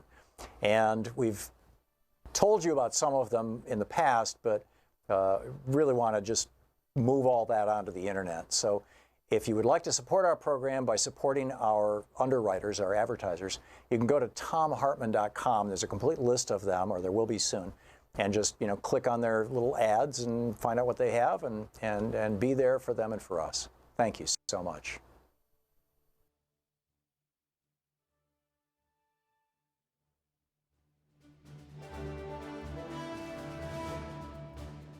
Welcome back to our program in Vancouver, Canada. Alan, watching us on YouTube. Hey, Alan, what's up? Yes, good morning. I hope I can get this all out. Okay. I agree with you that the Dems have a poor slogan. What is it? A better deal. A better deal? Yeah. Yeah, I left 3 words with your call screener. Hope she passes them on to you. I don't want them broadcast to the Republicans. Okay. Something has to be done. I'll ask her when we get off the air. I sent those 3 words to Friends of Bernie by letter and also Mark Pocan. Yeah.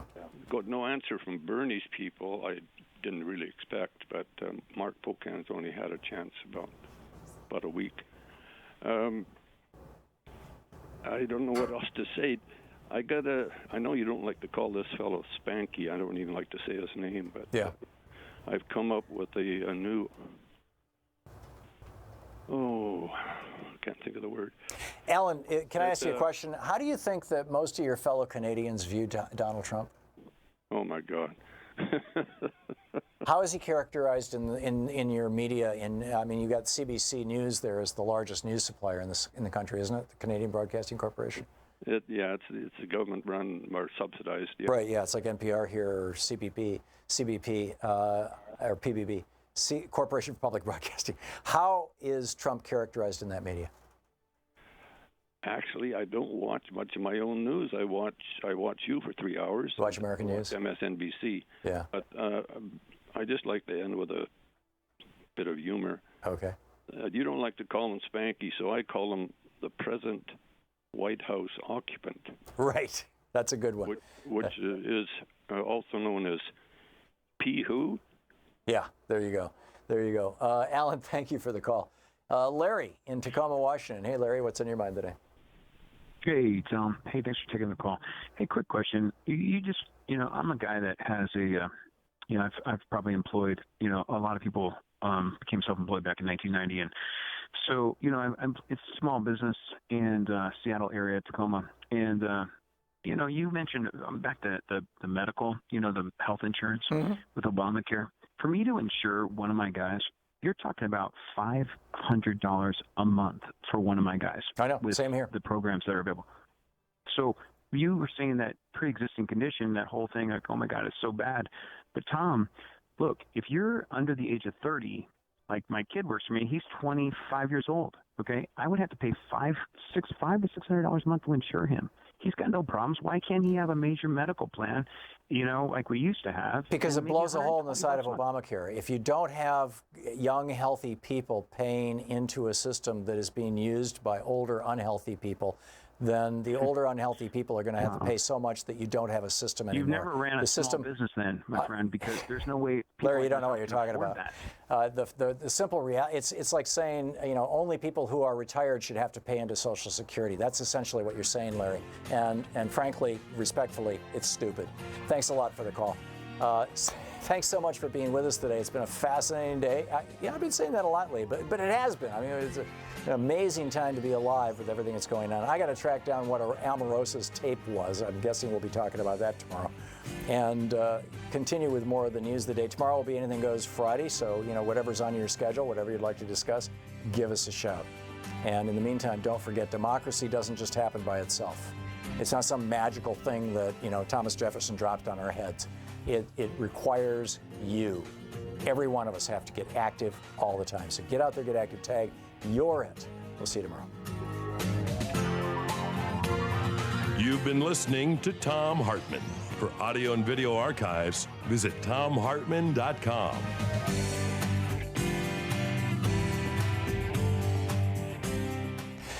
Thank you so much for watching the Thom Hartmann program, our program here on Free Speech TV. We really appreciate it. The main way that we support our program, that all of us who work here get our paychecks and that we keep the lights on and whatnot here. Free Speech TV does that by asking you to donate, a couple times a year, and that keeps Free Speech TV alive. We keep our show alive principally, mostly, by advertising. We have advertisers who, pay the bills. They support the program. And we've told you about some of them in the past, but really want to just move all that onto the internet. So if you would like to support our program by supporting our underwriters, our advertisers, you can go to thomhartmann.com. There's a complete list of them, or there will be soon, and just click on their little ads and find out what they have and be there for them and for us. Thank you so much.